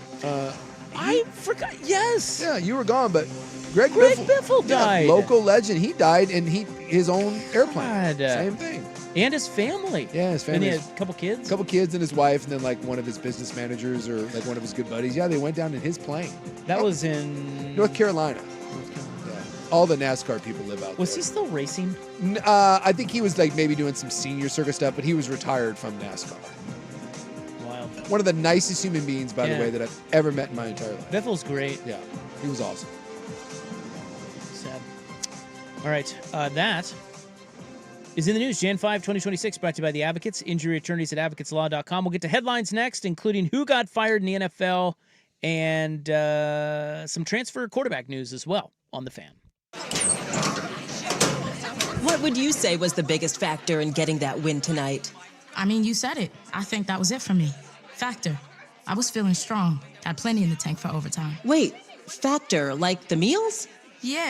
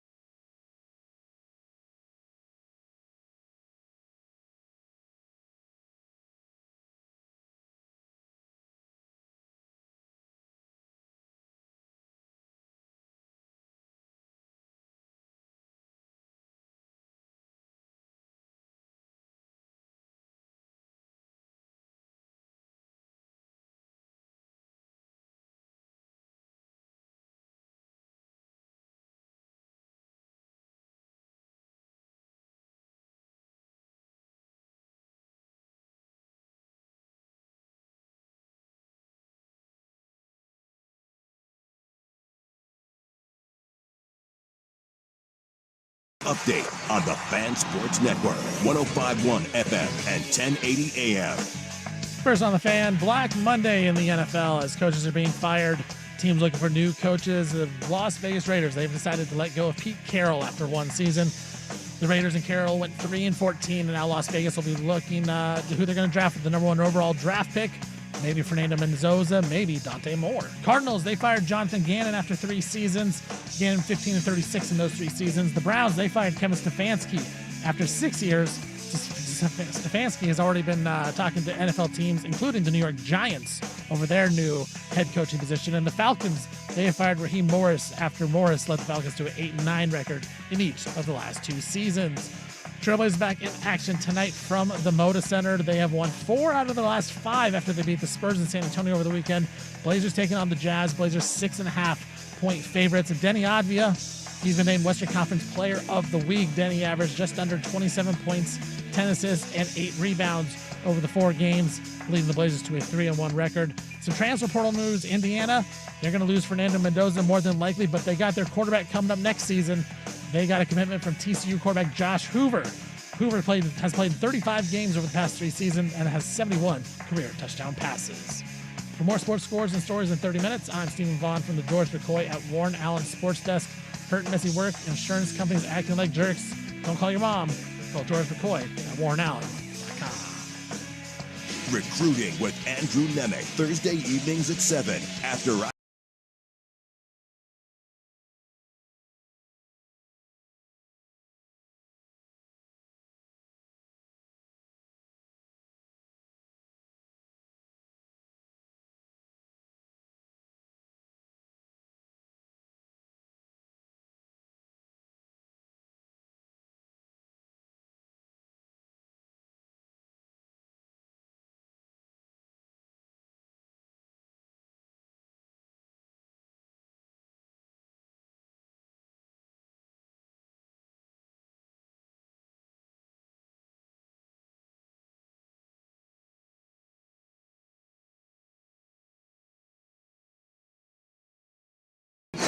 All right, welcome back. Hope you're having a nice little Monday. It is your Sportsman. My name is Isaac. And Big Sook right over there. His name's technically Jason, but we call him Sook. Someone texted in that we were talking about the helicopter crash. Spatial disorientation is what that's called. Mm-hmm. And someone did point out, and I was like looking into it, that's what JFK Jr. died of that. They say he flew right into the ocean, and they don't know whether or not he thought he was pulling up when he was going down, or he just had no idea that he was that low and thought he was descending and was like, whoops, water. But yeah, they say that no distress call or whatever, and after flight records, they believe that he had no idea where he was at in conjuncture with the water. And I guess it can get into your ear too, so it's not just like a visibility thing. Your whole senses go kablooey. So if one person has it on let's say on a helicopter of 7 people, they all have it? That I don't know. Or if the pilot has it, even if other people don't. I think most people assume because you can't see. Yeah. They said the visibility goes crap. And so I'm guessing everyone just relies on the pilot and assumes that the pilot knows what he's doing. But they said that like it's something with like your inner ear and all your sensories that like you literally you cannot be convinced that what you're doing is wrong. So imagine like your whole brain is screwed up and you think and sometimes like the crash warning goes off and you as a pilot are like, oh my God, I'm about to crash. And you go to pull yourself out of it and you're not, you're diving into the crash. So I was like reading about it and it sounds like it's like absolutely terrifying. Well, yet another reason not to fly a chopper or an airplane where you don't really know what you're doing. So that Kennedy one, they said he did not have an instrument panel certification, so he could only legally fly in daylight and visibility conditions. And yet he chose to take off that night in terrible nighttime, foggy, hazy conditions and still did it anyways. It always seems like there's some questionable decision-making before some of these things happen. Yeah. Well, I think a lot of it is like when you're a powerful guy, you got your own plane, you're a Kennedy, you're like, you think who's going to tell me what to do? Well, you're Captain Race O'Bannon, Master of the Skies. You're like, I got this. And then, whoops. Coming up tonight in the club, Nike sweatsuits are flying off. Flying off the shelves. It's the greatest conspiracy theory of all time to move merch. We'll tell you why. It seems a bit extreme, but also very effective, apparently. Good luck getting your hands on one of these. And what will blocking mobile internet for 2 weeks do for you? A new study, an expose, as it were. This hour got some more NFL playoff talk, some NFL playoff nuggies. Did someone really squat Trevor Lawrence at a bar? Did you catch that? Squat him? Yeah. Like put him on? Yes. Huh. It's a thing. There's a video. What? Yeah. Look it up. This is a thing now? It's a female. Or, I mean, she was a... Huh. She squatted Trevor Lawrence, huh? Well, I mean... Again, I'm asking the question. It's out there. It looks real. I don't know. Well, the AI now, man. Exactly. I saw a video the other day of a cat electrician, and quite frankly, it was adorable, and I wanted it to be real. Of a what? a cat electrician. It was a little cat, and it was working a like a breaker box. And I'll tell you what, it was the best thing I saw all day. No, it's not real. Looked real. Wanted it to be real. So you don't know nowadays. Huh. All right, a couple of headlines here. A lot of going on. It is Black Monday, and of course that means NFL coaches fired right and left. Although, correct me if I'm wrong here, Stephen. I think we only have 4 today. Yeah, and yesterday. 4 today. Yeah. Yeah. So Raheem Morris got let go in Atlanta. They cleaned house. Jonathan Gannon got let go in Arizona. Yeah. Pete Carroll fired by the Raiders. But they're keeping the GM. And then Kevin Stefanski was fired by the Browns. Also keeping the GM, which is interesting. So now, don't you think Stefanski? He'll get another look, won't he? If I needed a coach, I would certainly give Kevin Stefanski a long look. I think he got a raw deal with his GM, and his quarterback situation.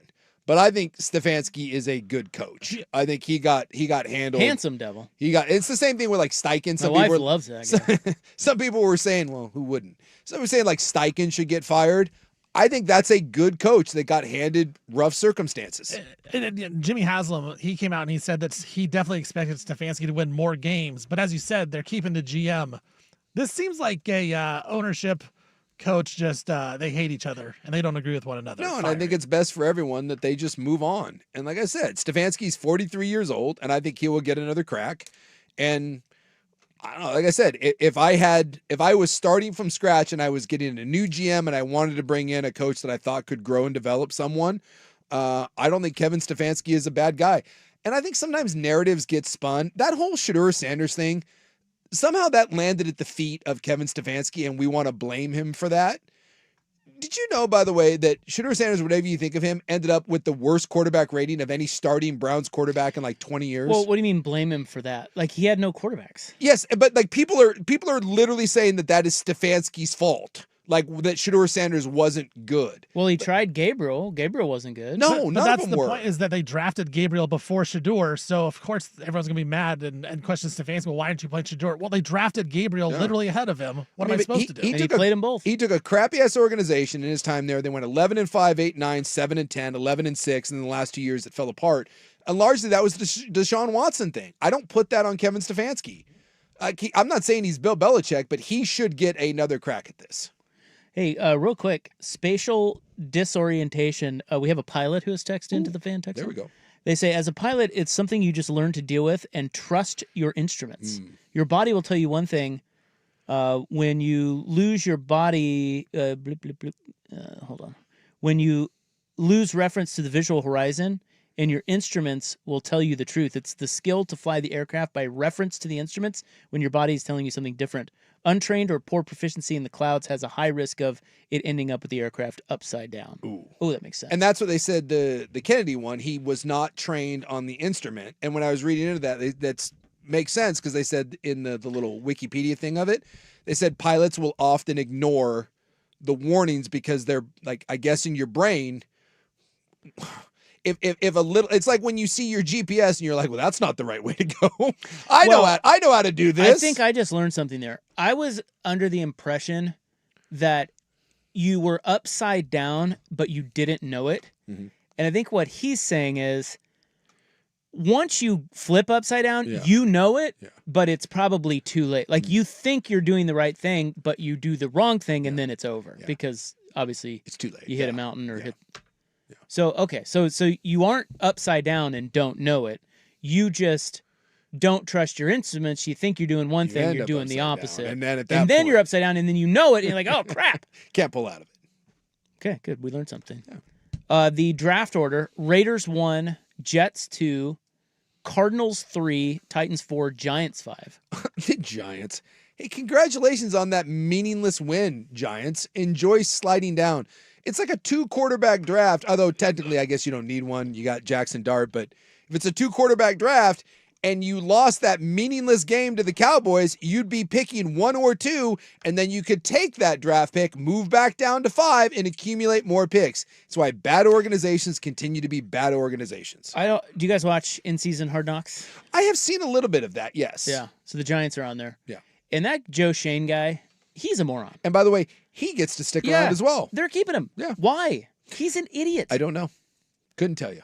Like, when did it go bad for the Giants? Because at one point they were a good organization. Now they just seem like a I don't dumpster know if fire. necessarily they were. I think they kind of hit lightning in a bottle twice. Because both years they won Super Bowls. You hire the right coach. Yeah. I mean, and that's the thing. Like, you go back, Tom Coughlin was going to get fired. The year before they won the Super Bowl, the last game of the year, I think was against the Commanders, that they said Tom Coughlin was coaching for his job. That almost never happened. So it's just they had a solid quarterback in Eli Manning, and they put together an elite defensive front. But if you go back and look at those Giant years, it wasn't like great teams. They just got into the dance a couple times and got hot, found ways to beat the greatest quarterback of all time. It's the damnedest thing. But the Giants are just there, and there's some good building blocks there. It's just stuff like that. Whether or not you need a quarterback. So if you think Jackson Dart's your guy, fine. But the Cowboys laid down. They didn't want to win that game. And yet, I understand tanking. Like, no one wants to tank, but you have got to find a way to put a team on there that doesn't cost you multiple draft picks, multiple slides down. Like, you can't do that. And the week before they lost, or they beat the Raiders by like 30, and they were literally competing for the number one spot. Yes. There's a stat. Somebody was. I heard somebody else say it, so I'll just paraphrase. But I think they said the Giants are 8-30. I think it's 8-30 in their last however many 38 games. Yeah. You might double check me on that. Okay. 4 of the wins of the 8 are when they're playing for nothing and the season is over. What are they doing? And there's some things like as far as the situations go of teams that are starting over, the Giants aren't bad. The Giants have a little something going. If they can get some guys healthy again, if Jackson Dart can learn how to slide and not get his brain kicked in, like, there are some pieces to that puzzle, but it's just stuff like that would drive me crazy if I was a Giants fan. So this year the Giants won their last 2 games to go from 2-13 to 4-13. The year before they were 2-13, and then they won to go to 3-13 right before they lost the final. So you said they have the 5th pick, right? Yeah. So had they just lost those last 2 games that meant nothing, they would have picked number 1 because the Raiders won over the weekend. They would have had the number 1 pick. But don't you think the Raiders would have lost on purpose then? Yeah, it's possible. Okay, then you would have had the number 2 pick. Yeah, I think they would have been 2. Okay. And to go from 5 to 2, they would have even if they decide, okay, we're not taking a quarterback, right? We're going to move back. You could have moved back from 2 or 1, probably back to, let's find someone that needs a quarterback. The Dolphins at 11, for instance, right? The Dolphins would have given you a 1 and probably 2 other picks, or a 1, a 2 or a 3 and a young player. And that's how you end up building good rosters. And the Giants just they don't get it. And that's the maddening part, is it doesn't take that long. See the Broncos, see the Seahawks with smart management. Even if you don't have an elite quarterback, Bo Nix, Sam Darnold, you can still put things together. And it just feels like the Giants, it's like the Raiders, they can't get out of their own way. Yeah, and Mara is sick now. Yeah. He's going through cancer treatments. Yeah. And that may be part of the reason Shane is staying too. Yeah. Yeah, just some stability there. And then in transfer quarterback news, TCU's Josh Hoover is headed to Indiana. Indiana, I guess, cleaned up in the portal. They've done a really nice job. No way. I wonder why. Yeah. Probably because they're good. I would think so. And they've got money to spend. They have a good coach. Mm-hmm. Notre Dame backup Kenny Minchie is headed to Nebraska. Maybe that was what the fight was at that Vancouver bar. The Kenny Minchie fight. Someone died over Kenny Minchie? Well, he was a big deal. He was the one that barely got beat out of the Notre Dame job, and then Raiola left Nebraska, so here you go. I still think the worst money spent in sports is transfer portal quarterbacks. So, like, Sorsby is a fine quarterback. $5 million for that? Like, even Miami spent $4 million on Carson Beck, and I know they're in the semifinals right now. Are they there because of Carson Beck? No. Dude, you could find 20 quarterbacks that could beat Carson Beck. It blows my mind. I thought that there would be a course correction and some of these salaries would start coming back down for quarterbacks because they just don't work out. And it's not. They're going up and up and up. And it's insane so especially like if you're going to be a 4th or a 5th round pick. Yeah. Like if Sorsby were to go out, Sorsby's probably a 4th round pick. maybe a 5th round. He will make more in 1 year at Texas Tech than he would as a 4th round pick on his entire rookie contract, guaranteed. Shador, his 4-year contract's worth $4.6 million. So if Sorsby's making $5 million for 1 year, if you're an average quarterback, why would you ever leave college football? Pavia is somewhere sitting around right now being like, son of a... Drawing up a court case right now. 1 more year. And 2 others. Rocco Becht is following Matt Campbell to Penn State. Rocco! Dude, get ready, by the way, for another overrated Penn State quarterback. Mark that on your calendar. And by the way, they've gotten, I think, 12 or 13 Iowa State players from that have now followed. So what you're saying, they'll be 8-4 again, and the fans look bad? And that's the other one. Like, for Penn State, that's unsuckable. Is that a good thing that you get? Well, I mean, the James Madison thing worked out. It did. At Indiana. That's true. So that's true. I mean, Matt Campbell's a good coach. He is a good coach. I'm just not certain that you like Penn State if you're like, hey, what do we do with our roster? We got half of Iowa State's. Ohio State and Oregon are shaking in their shoes. And who did we get? Rocco Becht. Have you bothered to look at Rocco's stats? No, but I've seen him play and I see the moxie, so I don't want to hear it. I wonder how much they gave Rocco Becht, who, by the way, 16 touchdowns and 9 interceptions and completed about 59% of his passes. Is moxie like the worst thing you could say about a football player? Yes. Well, I have nothing else to hang my hat on. They have moxie. He's just got it. Such an insult. I just can't wait for Joel Klatt to do a Penn State game where Rocco is 9 of 22 for 110 and a pick, and Joel Klatt in the 4th quarter is like, this is exactly where Penn State wants him. The gutsiness of Rocco. You got Gus yelling in the background, Rocco. Yes. Rocco! Oh, my Rocco! Oh. That clip came after the Iowa State game where Iowa State won 16-13 and Joel Klatt had an orgasm on air talking about Rocco Becht, and he went 18 of 27 for 134 yards. What? What are we doing? Apparently giving Rocco $4 million to go be the next Drew Aller. Maybe he can get one of those Dodge Ram commercials. Have you seen that thing? What? Have I seen what? So, the Dodge Ram? Dodge Ram did a national campaign for college football around Drew Aller. And they had to keep running it all year. After he was hurt. It was Terry Crews and Drew Aller. That ought to move some hardware. Way to go, Dodge. And then Drew Mestemaker is headed to Oklahoma State following his coach from North Texas, Eric Morris. I thought he would land a bigger spot. Like, I know it's North Texas. Dude, that dude can sling it and put up numbers.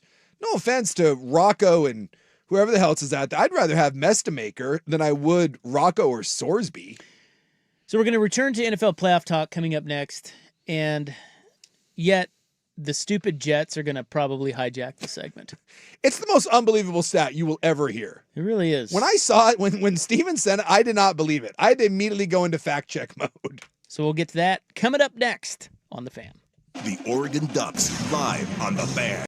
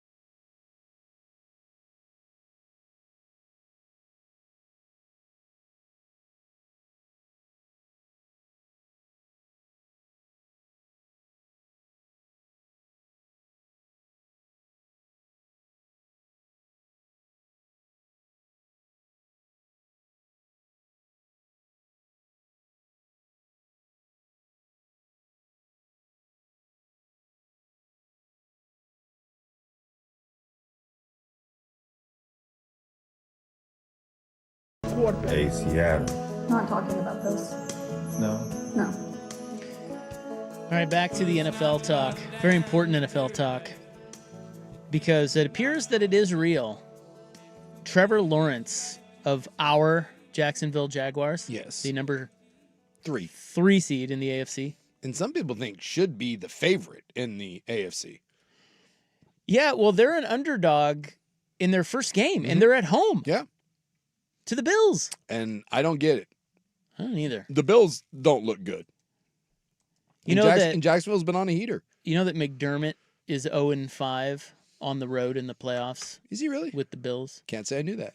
He's another guy that kind of faces that whole John Harbaugh thing. Like, eventually, how many times do you keep falling short before maybe it's time to change it up? As a matter of fact, I will one-up my own fun fact. I love this. And tell you that the Bills have not won a road playoff game since 1992.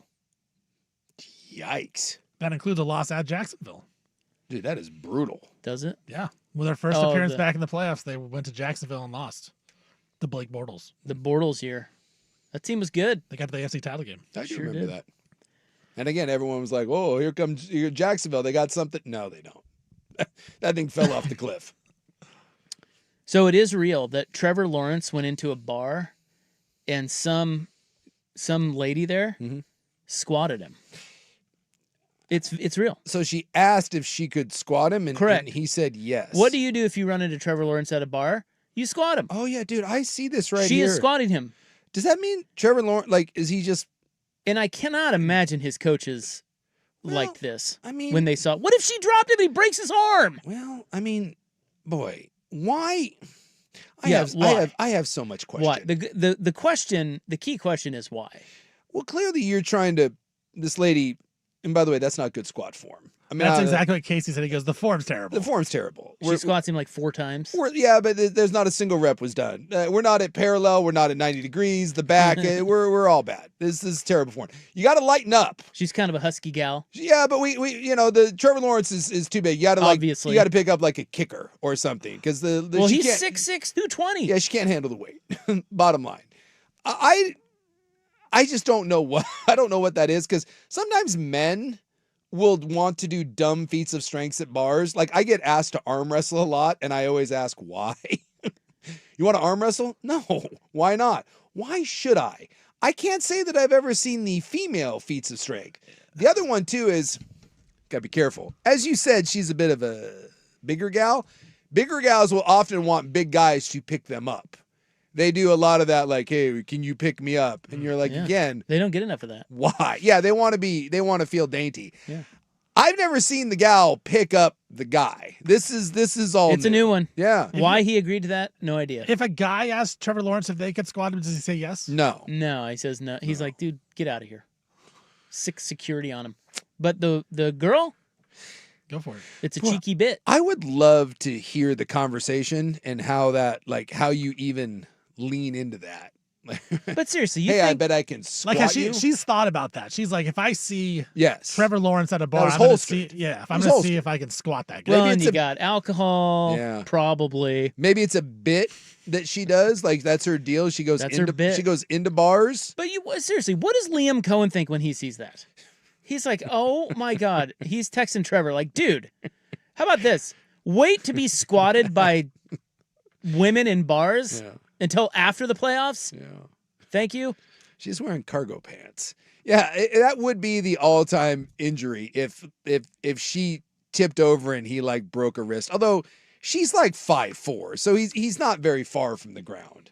I think if he extended his arms, he could probably break his fall. 7 of the top 8 QB cap hits this year, not in the playoffs. Interesting. There's a little fun fact for you. Okay. That would be Dak. Yeah. Stafford is in. But then you have Burrow, Lamar, Kyler, Geno, Cousins, and Tua. Ooh. Isn't that wild? Those are some bad quarterbacks. Well, and some of it is what we've talked about this. Like, if you have to pay Patrick whatever, you pay him. But the problem that the NFL has, and it is a real problem, is, and Bo Nix will experience this, the Sam Darnolds of the world will experience this. When you have, the Philadelphia is dealing with this right now.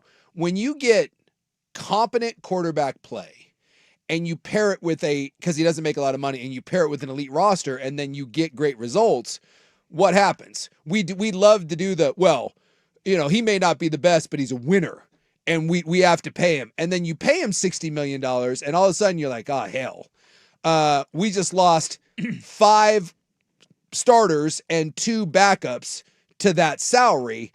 And now we're asking him to do more. And that's when the revelation comes around of, well, he wasn't that good to begin with. He just had an elite team around him. And again, he was a competent quarterback. And that's how you end up with Tua. That's how you end up with Kyler. It's how you end up with Geno. Well, next year, the number 1 is Watson. Deshaun Watson. Yeah, Deshaun Watson. Yeah. Which that's a whole other ball game. But it's a really tough situation. Like, if Sam Darnold wins a Super Bowl in Seattle, I don't know what Sam Darnold, because they gave him a 3-year deal. Yes. Yeah, 3-year. 3-year. So let's say they lose in the Super Bowl this year, but Darnold plays well, and they come back next year and they win it, and it's the exact same player. The exact same player. You think Sam Darnold and his agent are going to be like, yeah, we'll take that $26 million? No. They're going to be like, yeah, we want 50. Or in Alley, they're going to say we want 60. And teams don't say no. Arizona should have said no. Miami should have said no. The Giants should have said no to Daniel Jones, and no one ever does. And that's how you end up with huge, like Dak. Dak's really good, and they paid him, but they still put a bunch of horse crap around him that can't play defense and doesn't do any good. So what you're saying is Seahawks fans should root for Sam Darnold to throw 7 interceptions. But still win the Super Bowl. And still win it? Yes. Well, and then they don't have to pay him? They don't have to pay him because they'd be like, yeah, you won a Super Bowl. The Philadelphia is going through this right now that Jalen Hurts has been largely mediocre every regular season, but that son of a gun gets into the playoffs and he goes on heaters, and he's been in 2 playoff runs where he's been lights out, and he won a Super Bowl, and then it was like, hey. But what Super Bowl winning quarterback doesn't get paid? Trent Dilfer. Well, he was older. Yeah. Foles. Yeah. Nick Foles did. Yeah, he didn't really get paid. He won one. Yeah. So like it happens, but when you are a younger quarterback and you get and you have success, you don't have to win a Super Bowl. You just have to be the next one up. See Tua and see Kyler Murray. I think the cool thing, you mentioned this earlier about the parity of these playoffs. It's like there's really nobody you can trust, which makes it completely wide open. Yeah. The other cool element of that along the same lines is the quarterbacks. Yeah. Like Mahomes isn't in there, Burrow isn't in there, and Lamar isn't in there. They're arguably the top 3 quarterbacks in the league. Yep. And you have you have guys like Trevor Lawrence, C.J. Stroud, Drake May, freaking Caleb Williams. Mm-hmm. It's like the changing of the guard. Yeah, Jordan Love and Brock Purdy and Bryce Young. Bo Nix. There's another one. If Carolina makes the playoffs the next 2 years and they pay Bryce Young, someone needs to have a rectal exam and remove their head from it. You got to look up there, because if they pay Bryce Young, their head is so far up their own arse. There's no way they would do that. If they win a playoff game. If they win a playoff game, and next year, let's say they hate him. You can tell. And by the way, I don't know if you've been paying attention to his commentary. Yeah. And they ran a play. Were they the ones that ran the stupid flea flicker? Yeah. And whoever's calling plays for Carolina sucks. But again, he has Bryce Young, so what are you gonna do? They showed Bryce Young on the sideline talking about that play. You could kind of read his lips. And if you go back to I think it was 2 weeks ago, and I forget who they played. Oh, Seahawks. Seahawks completely shut him down. Of course, great defense. Yes. But Bryce Young after that game was talking about how, teams are throwing things at us and we're not adjusting very well. We have to be better about that. Yeah. He was kind of throwing shade at his coaching staff. Please don't do that, Bryce. Yeah, I feel like, Carolina's offense is dreadful. Yes, it is. And I think outside as fans, we look at that and go, well, Bryce Young is dreadful. Yeah. And that would be why their offense is dreadful. Yeah. There's a little friction there because you can tell Bryce Young's a little bit like, well, dude, that's a terrible play call. Why are we calling a flea flicker? And yet it is true. They both hate each other, but they don't have another option. So it's like, and they're in the playoffs. You kind of have to play. Have to. Has a team ever opted out of the playoffs? Carolina's like, yeah. They tried. Yeah, they did. Carolina tried to opt out. They didn't want to win that game. The refs had something to do with it. And then, What else do I have for you? I have a Colts stat. Fun fact. And then we got to get to the big news of the weekend. We got big news? Well, the Jets. Yeah. This is the most amazing NFL stat of all time. It is a wild stat. It'll never get broken again. No. It will never happen again. It's never happened. This is the it's happened once. Oh, it has in the happened 30s. In the 30s. In the 1930s. It'll never happen again. This is the Cal Ripken streak in the NFL. It will never be broken. All right. Well, we'll get to that coming up next, but first, Stephen with SportsCenter. Now, from the George McCoy and Warren Allen Sports Desk, a SportsCenter update on the Fan Sports Network, 105.1 FM and 1080 AM. First on the Fan, it's Black Monday for the NFL as coaches are being fired left and right. The Raiders, they have let go of Pete Carroll after Pete Carroll led the Raiders to a 3-14 season. Cardinals, they fired Jonathan Gannon after he was there for 3 years. The Browns, they fired Kevin Stefanski after 6 seasons. Stefanski is already in talk with other teams, including the Giants, for their open head coaching position. And Raheem Morris, the Atlanta Falcons, got let go after 2 seasons. Morris is set to interview with the Tennessee Titans for their head coaching gig to be the next head coach for Cam Ward. Trailblazers back in action tonight, taking on the Jazz from Moda Center. Blazers won 4 out of 5 after they beat the Spurs in San Antonio over the weekend. Portland a 6.5-point favorite over the Jazz, and Denny Avdia got some good news. He was named Western Conference Player of the Week. Avdia averaged just under 27 points and 10 assists over the 4 games, while leading the Blazers to a 3-1 record. And some transfer portal news. Indiana is going to have their new quarterback for next season. TCU quarterback Josh Hoover has committed to Indiana. And Bryce Underwood is, according to reports, going to commit to the University of Michigan. And Kyle Whittingham go back for his sophomore season. So a big get for Whittingham and Michigan. For more sports scores and stories in 30 minutes, I'm Stephen Vaughn from the George McCoy at Warren Allen Sports Desk. Hurt and missing work, insurance companies acting like jerks. Don't call your mom. Call George McCoy at warrenallen.com. Your home for Seahawks football. The Fan.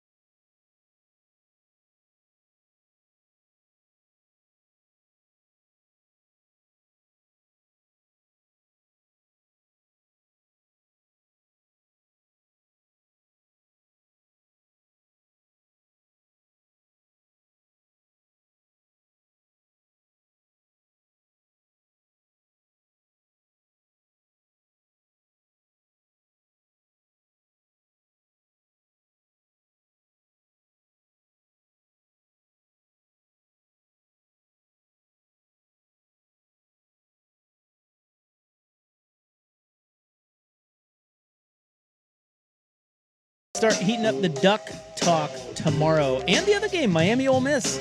Good little matchup. Yeah. And that one, by the way, is Thursday. I don't know how many people know that. Yeah. The Ducks game is on Friday. The Ole Miss Miami game is actually Thursday this week. I've seen some people starting to kind of come around to the Ole Miss thing. I'm not, but you're not. Nah, even against Miami. I don't. I just think the front for Miami is going to be overwhelming, and I just think the coaching thing that Ole Miss has going on right now is really problematic. Their defense isn't very good. At some point, the coaching thing is going to come back and rear its head. I mean, I think Oregon is dealing with its own problems, let alone having 6 coaches that don't even know on a week-to-week basis whether or not they're going to be there. Yeah, that's the crazy part, is that they may be leaving in between games. Like, no one knows. It's just that. Isn't some of that, like, the familiarity with Georgia helped them? Yes. Right? They had already played them. Those guys know them. Mm-hmm. Whereas Miami, totally different. Different animal. And I think Georgia just repeatedly shot themselves in the foot, although it is Mario Cristobal, so. It is. The Cristobal effect. Yeah. I just. Don't underestimate it. It's such the dynamic of 2 great coaches. Well, I guess Cignetti great, Lanning very good. Sure. And then you can go on the other side, Cristobal questionable, and then whatever you want to throw Ole Miss out there, questionable on that side. It's just funky. Well, I think I like to defend Cristobal. I would because the Cristobal effect is very real. Yeah. It just is. In game, the guy's a disaster. Mm-hmm. I mean, my God, what did he have? He had a game where all he had to do was kneel, and he didn't, and they lost. Yes. Yeah. I mean, dude, he's a disaster.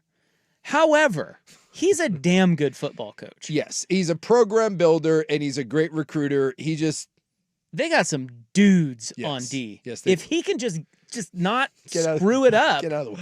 Run the ball, get out of the way, play defense. And they have the thing that everyone talks about in football. It's the great equalizer, is they can derail you with a front 4. And that was Texas Tech. It's just that Texas Tech had no offense to speak of. Miami's ability in their front, and they have a better secondary than Texas Tech does. I don't care who ends up playing them, like Oregon or Indiana. That Miami defense is going to be a problem for whichever team comes out of Whose front 4 would you take? Would you take Miami or Texas Tech? I want Texas Tech's. Yeah. I've never seen and to be fair, I also haven't dug into Miami the way I did Texas Tech. In my little film service that I have, you can watch games like 20 minutes. So it's pretty easy to go through. In the years that I've been doing this, I don't recall a better tackling team than Texas A&M. Texas Tech. The only thing is their secondary was, but the front was so good, they didn't really get exposed. So I like Texas Tech's front, but Miami's back half is better. So it's, But of all the players, isn't that the number 1 guy? Or is it Bailey? It's Bailey. Yeah? Yeah. So Bain plays for Miami, Bailey for Texas Tech. I like longer, kind of freakier athletes. Bain is weird in that I'll be interested to see what the NFL thinks of him, because he has a tackle, like a small interior tackle body, or he's not like long and athletic to play on the edge, but the dude just plays, and he's got a motor from hell. And the other guy on the other side from Miami is not much worse. Miami will give people problems, which is why I have a hard time believing Ole Miss gets it done. But if the way their quarterback played, and I think this is why all of a sudden people are kind of coming around to Ole Miss, it wasn't like Georgia was necessarily out of position. I know they lost some guys, injury, and then the targeting call, which I hate.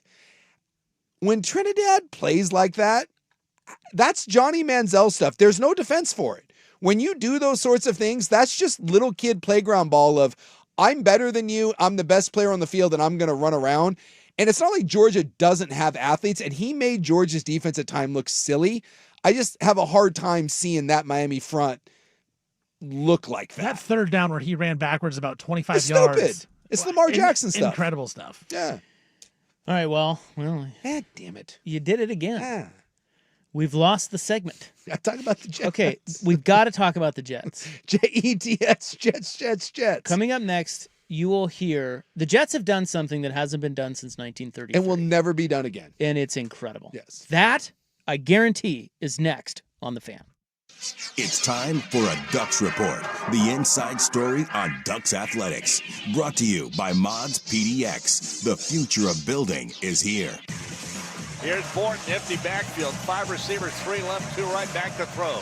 Has time. Step throws. His arm was hit. Ball came out. Mateo with the steal. Mateo at the 5. Ball comes out. He gets it back. It's Oregon's ball. He stole it from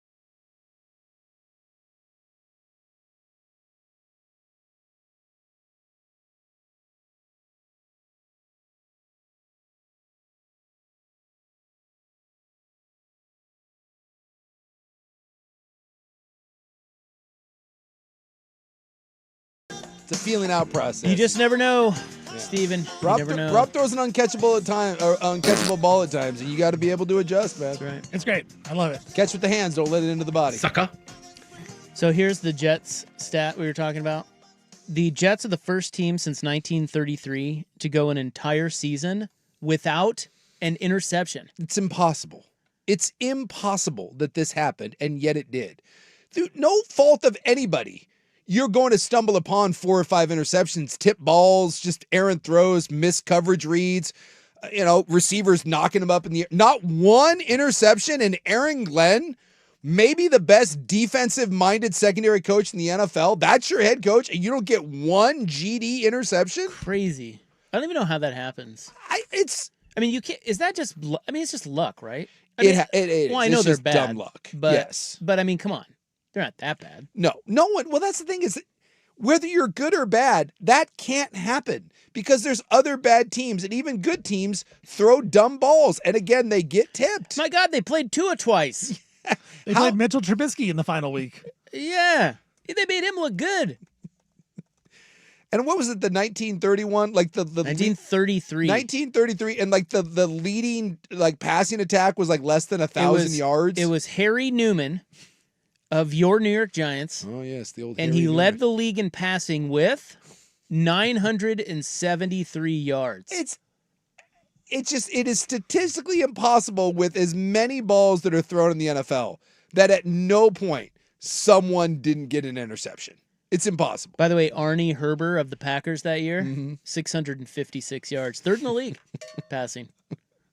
Arnie. Oh, Arnie. Aren't those names great? I know. Harry Newman, Glenn Presnell of the Portsmouth Spartans, and Arnie Herber of the Green Bay Packers. Those are your top 3 passers. If you're a Jets fan, and I know they're not firing Glenn because you can't just keep firing people and it's 1 year, but if you're a Jets fan, what do you hold on to? What do you have coming back? I guess you had draft picks, you traded everybody. But when your right? defensive head coach can't get your team to get an interception all season long, you're right. Like how can you be excited about anything? 494 passes they faced this year. 400 what? 494 pass attempts. So almost 500 times the ball went in the air, and not one time it found its way into your hands. I read that if you bet $100 on the opposing quarterback facing the Jets. Yeah, so this is a great number. To not throw an interception. Yeah. If you just bet that and just kept rolling it each week, you would have made over $6 million. That's U.S. That's how dumb that number is. And yet it happened. This is one of those Biff Tannen's Pleasure Palace. This is like Back to the Future stuff that you would go back and bet on. Just lay the big wood. And the guy that sports bets like this idiot. Like he's got $3 million and he's gambling it again. You're like, let it ride, baby. Let it go. If I were a book, I would take that every time. I would laugh at you placing those bets. Yes. I would I would have to pay you $6 million. I would love to see someone, because I'm not going to, because NFL Plus will let you break down just about anything you want. You can break it down into like third and short, all that stuff. What it won't let you do is near interceptions. I've never seen anywhere in the little analytics department. I would love some stat nerd to go through and see how many near interceptions. Was it just one of those weird statistical anomalies? They had like 12 that they just dropped. Was there never a close one? I would love to see a highlight package of what the closest thing. Was there an interception that was ruled an interception and then overturned on review? I need to know this, but I am not willing to go through and watch that much Jets film. Here's another one. After week 8, the Colts were 7-1. What do you think the odds of them missing the playoffs were? I'm guessing less than 1%. They were 7-1. Yeah. We were talking about them like, oh yeah, they're for real. Sure. They traded 2 future first-round picks and went all in and went and got Sauce Gardner. How'd that working out for you? Well, the quarterback got hurt. Yeah. Doesn't change the fact that I really don't understand too why they went and got. I guess I do understand why they went and got Phillip Rivers. They were kind of desperate. Yeah. But did you watch Riley Leonard? Yeah, he looked way better. He was fine. But he was hurt. Oh, he was? Yeah. That's why? That's why. Okay. Yeah.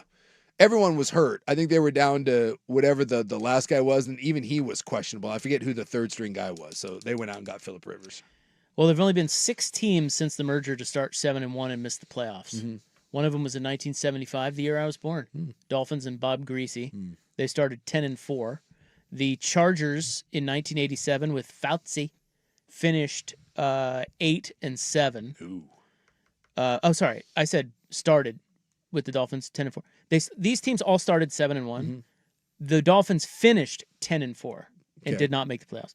Chargers finished 8-7 because Fouts got hurt. Sure, that was in 87. Makes sense. In 88, the Saints finished 10-6 with Bobby Hebert, and in 2012, the Bears finished 10-6 with Jay Cutler. And yet, think about how many times that happened, and we're still the Jets. It hasn't happened since 1933. The Jets also broke the record for least amount of takeaways ever. They only had 4 takeaways all season long. So they only got 4 fumbles? Yeah.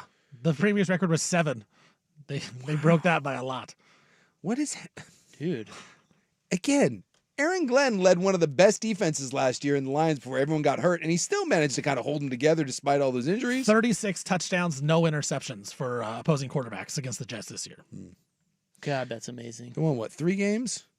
The Bengals... How did they win a game? Well, because they beat Cincinnati, Cleveland, and Atlanta. So if Dante Moore comes out, he could go there. He's the number... Aren't they number 2 behind the Raiders? Yes, I believe so. Oh, Is he good enough to say, I don't want to go there? I mean, the way is to just go back. Right. I mean, I don't know if he's good enough to do that, to pull the I'm not gonna play there. An Eli Manning. But he could always go back. I mean, look, if Sorsby got, would he get 5 or 6? $5 million, apparently, the sources. Dude, if I'm Dante, where'd he go? Tech. If I'm Dante Moore, I'm going to Oregon right now. I'm being like, Sorsby's worth 5. I'm worth 6. Yeah. And look, this idea that college players are making more than the NFL players, that's dumb.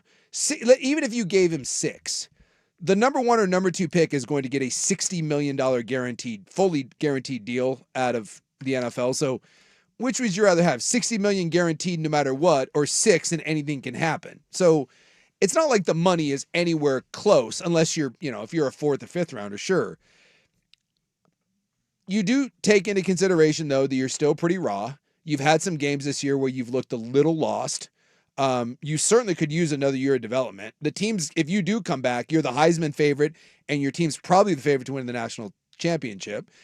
You've made a bunch of money. You will make a bunch of money. It's not $60 million, but you can always take out insurance.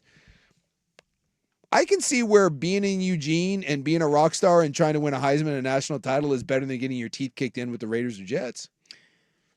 Yeah, but realistically, who would be up there? You'd be like, oh yeah, I'd love to go play for them. You know what I mean? Like it's never really, it's never really a team. It's never really a team. Because even the number 3 is the Cardinals. They'll need a quarterback. But like, do you really want to go to Arizona and play in the NFC West? It's a valid point. And then after that, you're down into like the next one that could take a quarterback would be like Cleveland. Yeah, that'd probably be my. I mean, they have Myles Garrett. I don't know. It's better than the Jets and Raiders. God, that's so bad. Yeah, I mean, but that who's you're a right. good team that might draft a quarterback? Colts. Yeah, Colts. But they're way down there, and I don't think they have. They traded all their picks for. They traded all their picks. So in order, or someone realistically to do it, so Raiders no, Jets no, Cardinals no, Titans have their guy. I think the Giants have Jackson Dart. Commanders no. I think the Saints feel pretty good at Shuck at 8. Wait, stop. Why did you say Raiders no, Jets no? They're both going to draft quarterbacks, aren't they? Oh, well, you said the next quarterback. Like they're already they're bad teams. You said what's good team. Yeah, good team that will draft a quarterback. Yes. Yeah. So okay, I got you. The Saints already have that. The Chiefs wouldn't. Cincinnati. They're not good, but if Burrow forced his way out, Dolphins, Cowboys, Rams. There you go. The Rams at 13. Dolphins will need one too. Yeah, I just don't know if I consider the Dolphins good. Well, that division is winnable. If you were a quarterback, we just think the Patriots wins this season. If you were a quarterback, your dream scenario is that you take a tumble down to 13 and that the Rams at 13 snatch you. You sit for 1 year behind Matthew Stafford, and then you inherit Puka Nacua and that what about offense. The Vikings? The Vikings. JJ's pretty bad. Yeah, but they're down at 18. Right. So you just ask what's the first time a good landing spot. I mean, you can make the argument that with the coaching staff in Miami, he's a smart guy. You could make the argument 11 at Miami or 13 with the Rams are the only 2 teams that if you were a player and you had a choice that you would want to go play for. And that's not, Yeah, man. Mendoza and Moore are not falling into those spots. Well, I think I'd rather play for the Raiders than Jets, even though the Raiders have the number 1 pick. I would agree. Just because you got a new coach coming in, that could be a totally different situation. Yeah. Jets are a dumpster fire. Yes. But if you got to the Rams, you get to play in LA and sit behind Matthew Stafford and play for Sean McVay. Yes. Hell yeah. Yes. Dude, that's the best situation in football. Well, I think you're right with the Raiders because they're going to hire. You would think they'd offer or hire an offensive guy, right? Yeah. You would think. I saw the odds. I mean, go back to 2024 real quick, and Caleb went 1, and then Daniels and Drake May. So, I mean, that's just. And by the way, a couple of those all of them at this point look pretty good, right? Caleb's finally come around. Daniels had the big rookie year. We'll see what happens. And then Drake May has completely flipped New England on its head. But you go down past that, and you get into in 4 picks. You had Penix, you had 9, old JJ, and then you had Bo that kind of went stacked back to back with 1 pick in between. And while Bo obviously was the last one of those to go, Bo ended up in a phenomenal, and I mean phenomenal situation there in Denver. With a good coach. With a good coach. So I saw we'll get to more of this tomorrow, the odds-on favorites to be the next head coach at these NFL vacancies, but the Raiders right now, it's Brian Flores. 2-1. Yeah, and he should get another crack because he's doing a phenomenal job. But he's not an offensive guy. He's not an offensive guy, he's a defensive guy. So then you're at the you got to hire a good OC, and then that goes back to the problem, the whole Ben Johnson thing. Sark.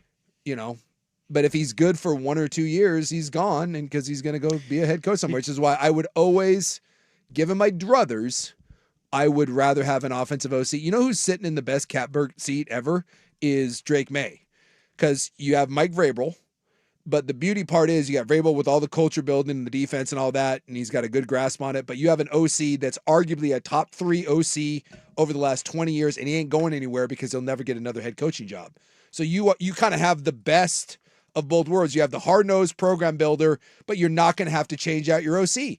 They're gonna continue to pay him, and you will be able to suckle at that power teat that did so much for Tom Brady, and you don't have to worry about it. Everyone else gets to go.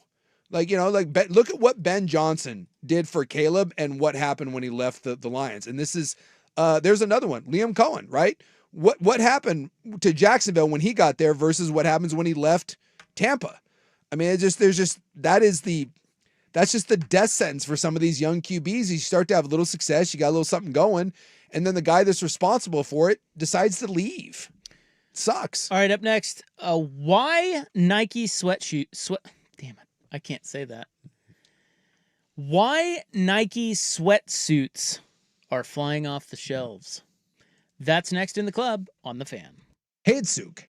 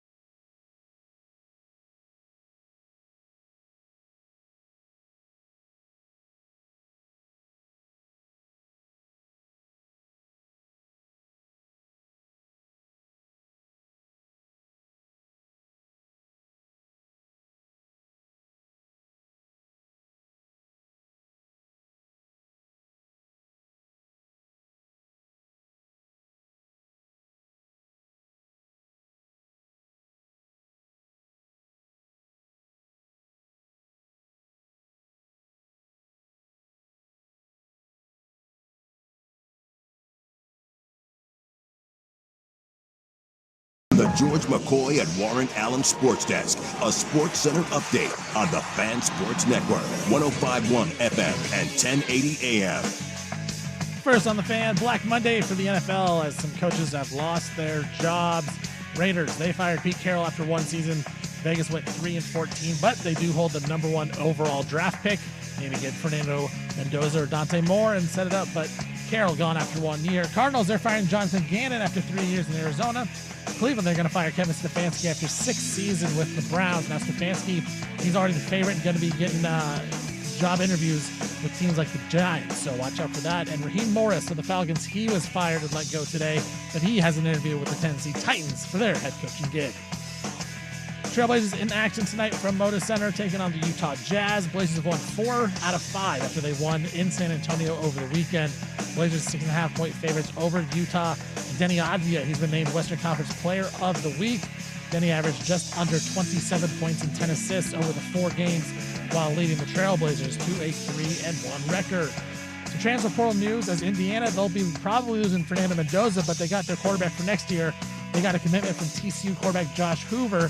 Hoover has played in 35 games over the past 3 seasons at TCU, 71 career touchdown passes. And according to sources, University of Michigan's quarterback Bryce Underwood has recommitted to Michigan and will play under Kyle Whittingham next season. For more sports scores and stories in 30 minutes, I'm Stephen Vaughn from the George McCoy at Warren Allen Sports Desk. Hurt and missing work, insurance companies acting like jerks. Don't call your mom. Call George McCoy at warrenallen.com. The home of Primetime with Isaac and Sue.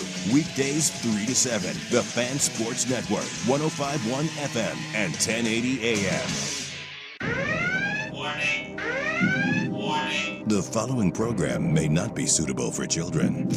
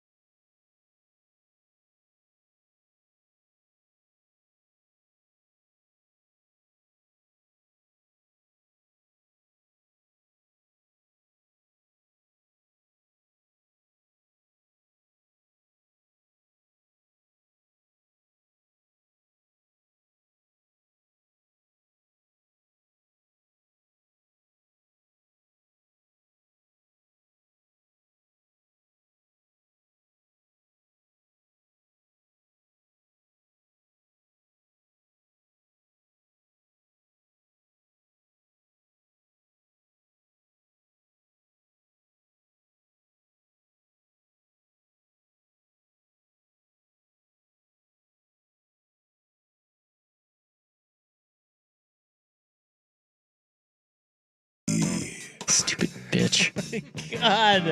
God, Steven! What are you doing over there? Offending all our listeners with our bitch drops. Oh, you work it so well. Some work in oils, some work in clay. Rob Pressure's on, bitch. Rob works in bitch drops. You freaking bitch. There's plenty more. That was Joey. That was Joey. Getting in on the action. This son of a bitch. Holy cow. That's contagious. I told you, you dumb bitch. It's a great word. It means a Muslim?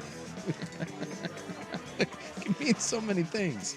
Some of these drops remind me of Buck, and I feel sad. No offense, not Steven. me. Screw him. It's good to have Steven, but that one reminds me of Buck. Need a Muslim? Buck's now trying to say that, if he wasn't dead, he's trying to claim now that we should go out and have beers. It makes me sad. He never go have beers with me while he worked here. Yeah, he wants his job back. That was mainly because of his wife. Buck wouldn't admit it, but his wife wouldn't let him go have beers. That was BERR Beer by Myers Leonard. You heard that yet, Steven? I have, definitely. Not great. What are you talking about? What do you mean? I said what I said. That's an anthem right there. Steven's a G.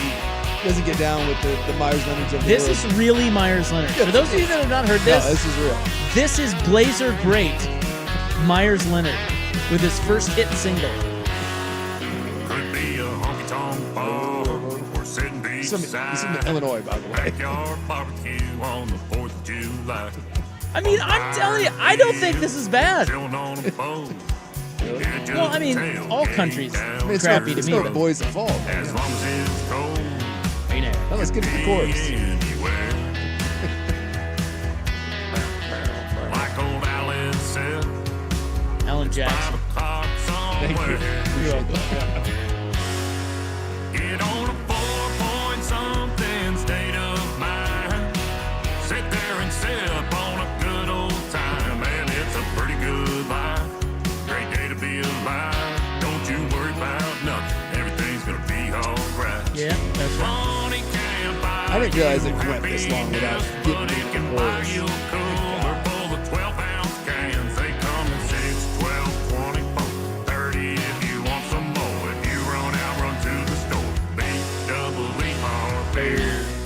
Yeah!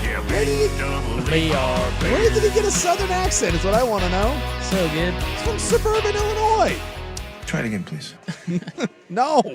Don't try it again. The Venezuelan bro, Nicolas Maduro. Yeah. The Air Maduro is all the rage. Was captured. I have a new conspiracy theory that kidnapped. this is all a ploy to move Nike merchandise. This whole thing has been set up. Yeah, but you think it's a Nike bit? Yeah, I think it's like, big do Nike. they have the balls to do an ad on this? I certainly hope so. I don't think they do. They do. They Like when should- Chauncey got arrested, he was wearing a Clutch Sports sweatshirt. Yeah. You know they put that on him. They slapped that on him. He wasn't just Oh, rolling. no. I'm saying, do they have the balls to do an ad? Right. That's Now. what I'm Now. saying. Should. They do. Get on it. Everything is marketing now, Rob. Promotion. Boy, everywhere. I will be surprised if we see a Nike ad with Maduro. But he had the, so for those that don't know, he had the Nike Tech sweatsuit on. Yeah. It was gray. Yep. And he's got his I don't know, like blindfold glasses on there. Yeah, it's a little uncomfortable. He looks like Saddam. Am I wrong? I'm not allowed to speak on that. He looks exactly Don't like be him. racist. It's not racist. He looks just like him. He's got the mustache and everything. This just in. Noted racist Isaac Robb says all dictators look alike. well, he might. I'm not going to lie. That thought He looks like Saddam. thought may have crossed my mind. Anyway, he was wearing. So they got him there. He's got his little bottle of water, and they're flying him back to the U.S. and to do God knows what. And He's standing trial for having machine guns. That's a real thing, by the way. Like Yeah. he's getting hit with gun charges in the Southern District of New York. You can't make this up. It's like an SNL sketch. Nike Tech fleece jacket. Yeah. And he had the joggers on too. So he had the whole thing. The whole outfit. That stuff has sold out. Yes. In several sizes and styles. Can't get since the Maduro photo went viral. Do you know how many Barstool bros saw that and immediately were like, "Oh yeah, it's gonna be the #1 Halloween costume in October." People are just stocking up now. Again, it's all a conspiracy theory. And then I guess there was another.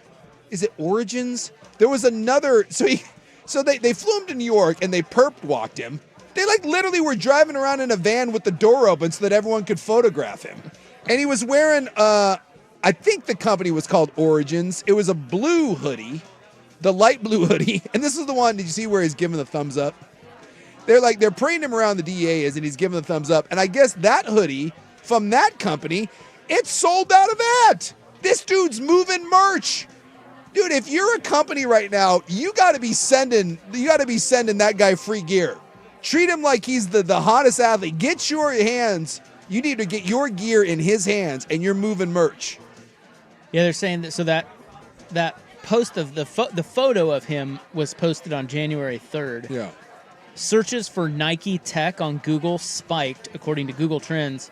The online conversations about the athleisure line also surged dramatically on X. Nike Tech was mentioned in over 5,000 X posts a day between January 3rd and January 5th. That's up from roughly 325 posts a day it averaged from November 1 to December 31. By the way, there are 325 posts about Nike Tech per day? Yes. Just on I'll a tell random you, Wednesday? I saw Why? that. After all that was going down, I couldn't believe it. I was sitting around at the house with the kids when when the invasion thing started. And I was sitting there and I was like, oh my God. And they were asking me questions. I'm like, I don't know. I'm like, I've never seen anything quite like this. It's like bewildering. And then the very next day, the only thing that was being talked about across my feed was that sweatsuit. We're like, what? And so here's the other one. So again, the Origin, it's a small, the blue one. So that's Nike. This other company, Origin, is a small, they're out of like Maine.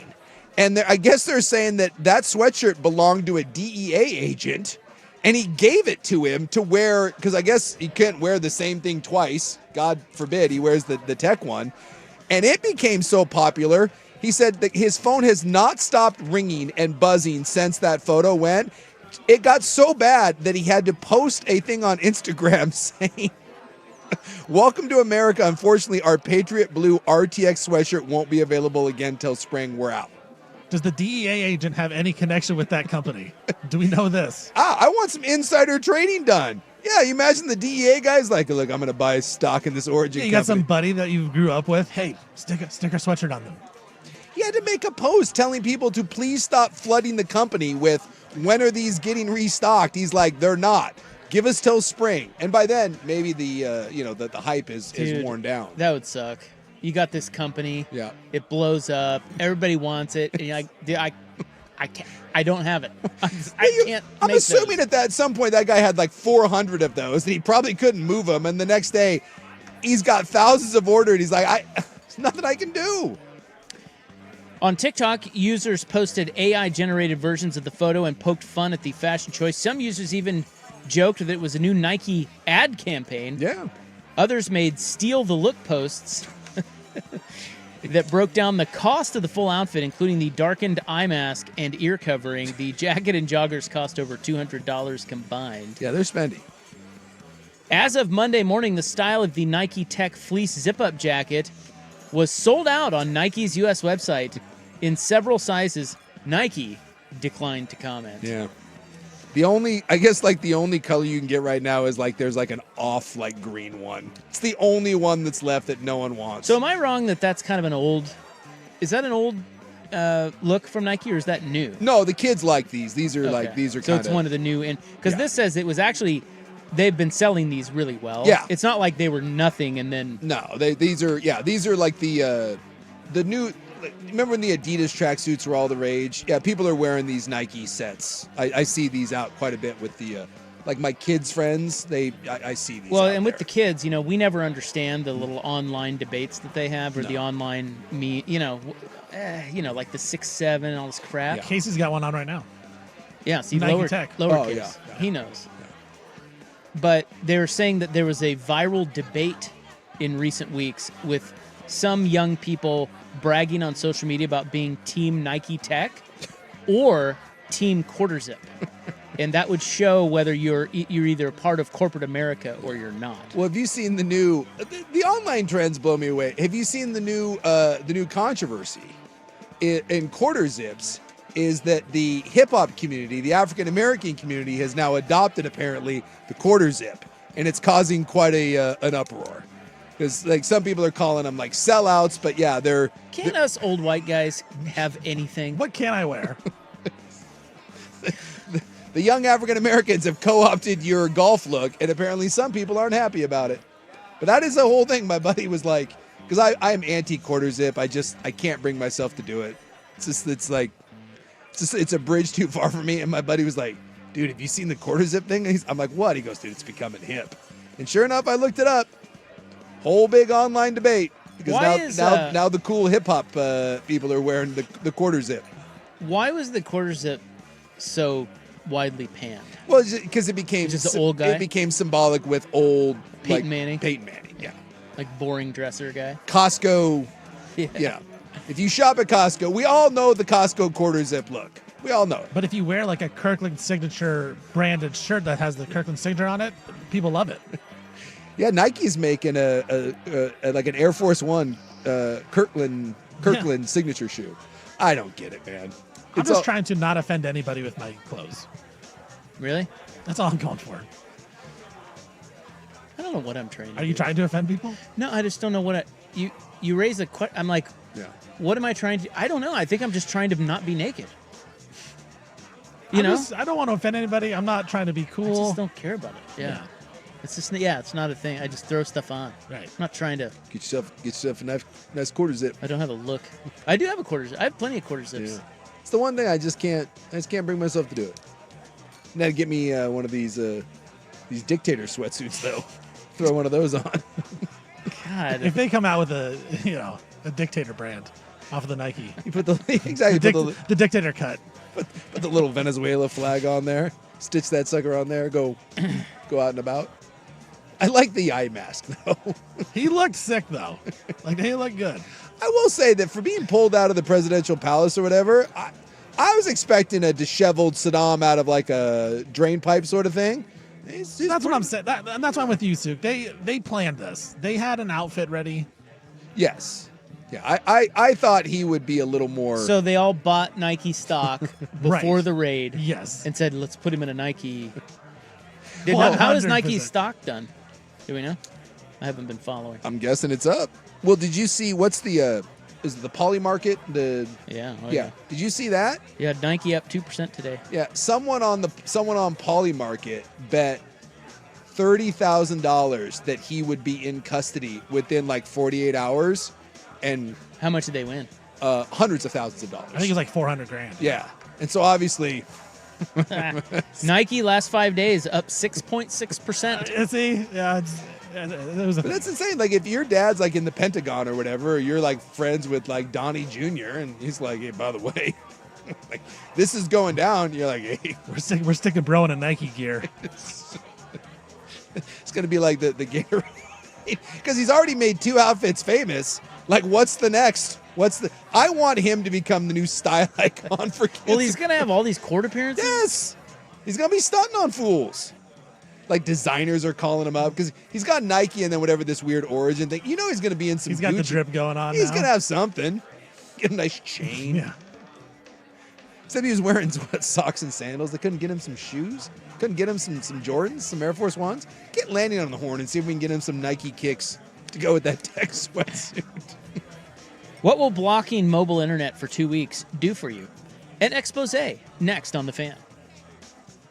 The Oregon Ducks live on The Fan. Gonna keep it run right. Oh, no doubt. Touchdown, Bryce Betcher. We've got you covered all game day long. Ducks Game Day, presented by Coors Light, 4 hours before kickoff. Every Ducks football game. Touchdown, Kenyon Sadiq. And the Dick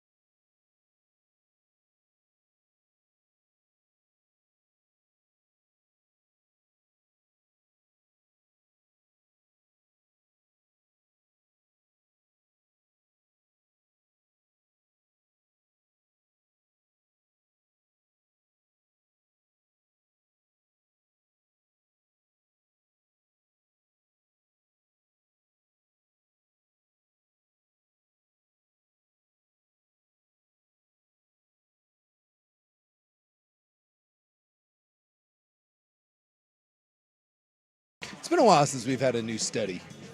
Yeah, it has. But it's new year. New year, new study. New year, new me, new study. Studyfinds.org was asking the question, what would blocking mobile internet do for you if you did it for 2 weeks? So just shutting down Wi-Fi, is that? I mean, Well, is that just, mobile, or is that like I get internet at home on the Wi-Fi, just I can't use my phone? It's just your phone internet. Okay, so no phone. So your phone is just your phone. Correct. So it says, blocking mobile internet for 2 weeks led to mental health improvements with an effect size larger than typically seen in antidepressant studies. Improved sustained attention comparable to reversing 10 years of age-related decline. And increased well-being in 91% of participants in at least one key area. Yeah, none of that surprises me. That little box of anxiety that we all carry around, like, that's not good for anybody. So, and I know that supposedly it's made our lives easier, but it certainly hasn't made them better. Like, sometimes easier is not good, and we're becoming, like, more isolated. And it is weird, like, when even you watch people, like, if you're sitting in your house or you're at your buddy's house or whatever, and you're watching a movie, watch someone. There's a movie on, but they're still scrolling on their phone. Still scrolling on the phone. I have a very... I don't know if it's bad. I have a confession to make. You do it. Huh? Along these lines. Yeah. No, I just had a really bad one over the holiday. So, my nieces were here. Sure. And they live in Southern California. They are ages 12 and 8. Yeah. And one of the big things they wanted to do was go see Wicked. Sure. Wicked For 2. Good. Yeah. Well, it's called For Good. Yeah, the second one. Yeah. And let me tell you something. Yeah. Great movie. Yeah, Wicked's great. Dude, that's fantastic. And for those who don't know, Wicked is a precursor to The Wizard of Oz. Yes. So there's 2 movies telling the story of how The Wizard of Oz all came Well, about. it started, So it started as a Broadway play, and it still is. Right. It's really cool. Yes. It's actually... I think it's amazing that they can take a classic film like The Wizard of Oz and just spin everything you know about it into something completely different. Yeah. It's really cool. Great soundtrack. Anyway. Unbelievable. Yeah, that's where you see who are the 2 witches? Ariana Grande is Glenda the Good, and then the what's her name? What is her name? The Broadway. She's on Broadway. She's a huge Broadway star. Beautiful voice. I forget her name too. Anyway, I was sitting at, so they wanted to go. We had a jam-packed schedule of activities for the girls. Okay. So this was last Thursday night. Is that right? Cynthia, is it Erivo, I believe is her name. Yeah, Cynthia Erivo. Yeah. Okay. And they wanted to go see this movie. So I am sitting in Bridgeport Village Theater watching Wicked for Good, which I go into, look, you know me, I go into with a bad attitude. I'm like, I don't want to see this. But I'm going to be there for the girls. You're always skeptical about any movie, and that's not where you want to be. Well, not only that movie, I mean, I would never see that movie just being me, but the girls wanted to see it, so I'm going. Let's go. We're all going. Had you seen the first one? No. Okay. And they wanted me to. They said, you have to see the first one. I'm like, just give me the Cliff Notes. And they did. All right. These girls know everything. They can sing every song about the movie. Anyway, I was sitting in there watching Wicked for Good with an Apple earbud in, also watching Miami, Ohio State. and I have to admit, it was great. I love because the sound of the movie is so loud that I can watch the movie. Yeah. But also watch the game and get commentary in my ear from the game. So I thought I was just going to not watch the movie and watch the game because I had to watch that game. I had money on that game. I got to watch that game. It's my job. Did you get any crap from anyone? Did they know what you were doing? Here's the beauty part. So I was the one that booked the tickets. Okay. My mom is in a wheelchair. So I booked her the wheelchair, and then I booked the chair next to her, which is ADA assist, right? Sure. Like it's just somebody who's pushing the wheelchair. Yeah. So I get that chair, she gets the wheelchair, and I booked the other 6 people that were with us, including the 2 girls, are right in front of us. None of them had any idea I was watching the game. No clue. Not even my mom. She was fixated on the movie. She'd look over, she's like, "Isn't that funny?" I'm like, yeah, Mom, that's funny. You see this running back? He's got like 75 yards. You started cheering at one point. You're like, man, I just am really into that Glenda the Good. So I saw both. But anyway, back to your point of Yeah. watch people in movies. Yeah, that was me. Yeah. And it was probably the people behind me, probably not. Well, we went terribly happy. Yeah, we went to. I was at a Winterhawk game, and we had really good seats. We were right behind the net, and there was like a kid that was like 2 rows in front of us. He was in the front row, like best seat in the house, right behind the net, and a fight broke out. Kick-ass fight. Dude, the Winterhawk guy just bloodied the hell out of the other guy. Sweet Donnybrook right in front, blood's all over the ice. And there's this kid, and he's sitting down there with his dad and everything. And he's probably 16 or whatever. The fight's going on right in front of him, right up against the glass. And this schmuck had his phone out, and I thought he was filming the fight. No, he was filming himself doing TikTok, like maybe in front of the fight. Yes. No. He was not. Oh, he was just not even seeing the fight. No, the camera was pointed at his face because I could see it, and he just was making faces and like kind of floofing his hair while he was recording, either on TikTok or Snapchat. And I sat there and I looked down at the dad, and the dad was glancing over, and the dad, to his credit, didn't do anything. You know that dad wanted to backhand that kid so hard. That's a head in your hand situation. Yeah. Disappointing. Yeah. Best seat in the house. Bloody fight right, and the 2 guys went at it for like a minute and a half. Great hockey fight. Everyone's pounding on the glass, and this dip-ass is just staring into his phone, making, I guess, what he thought were sexy, funny faces. Man, it's tough out there. And if you put your phone away, you wouldn't, if you don't have mobile internet, he wouldn't be able to share his kick-ass faces live at the hockey fight. What even is life without mobile internet? Yeah. I'll bet you kids would freak out. If you went home and told your 15-year-old you will not be able to use your phone for 2 weeks other than just to have it be a phone or a text message, man, I mean, there's stories out there of kids beating the crap out of teachers, like beating them down because the teacher tries to take away their phone. It's like it is not a normal thing anymore. I miss the days of not knowing everything, or like not having the ability to find things right away. Because if I don't know, I can just look it up. I miss the days of just guessing and making things up. Yeah, it's way more fun. Way more fun. Make stuff up. Yeah.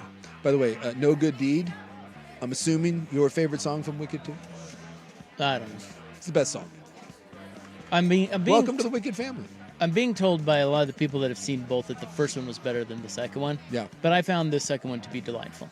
Yeah. And Ariana Grande was way better than I thought. I know she can sing. Yeah. But as an actress, she's great. She was very good. Now, I will say, I've seen the play many times, and I've seen both, and I enjoyed Wicked 2. The first half, it's a more compelling story. Yeah. So I don't think it's necessarily that the songs are better. I just think the story at the beginning and how she goes about it, that's just, I don't know. If you like the second one, definitely watch the first one, because it is and there are probably serious slightly better. spoilers, like serious stuff goes down. Yeah. Like stuff you didn't even know happened in Wizard of Oz happened. Yeah. Turns out Glenda's a real bitch. Don't even get me started on the wizard. Oh, Jeff Goldblum. Fantastic. Does a great job. God, he's good. Yep. Without mobile internet access, participants naturally spent more time socializing in person, exercising, and being outdoors. These shifts in behavior partially explained improvements in well-being, and some benefits persisted even after internet access was restored. Only 25% of participants fully maintained the 2-week mobile internet block. Yeah. But even those who reduced their usage showed improvements. This suggests that less extreme approaches such as time-limited internet blocking could still provide significant benefits. Well, aren't most schools now trying to go to the no cell phone thing? Oh, yeah. I don't know how that's working, but teachers Oregon out did there. it. Yeah, does that work, or kids just telling you Yeah, they got to put them in their lockers. Little S heads. I would love to know from teachers, like, if that is really working, or if kids are, just doing whatever the hell they want to do anyways. All right. Coming up next, 1 in blank adults haven't had sex in a year. That's so depressing.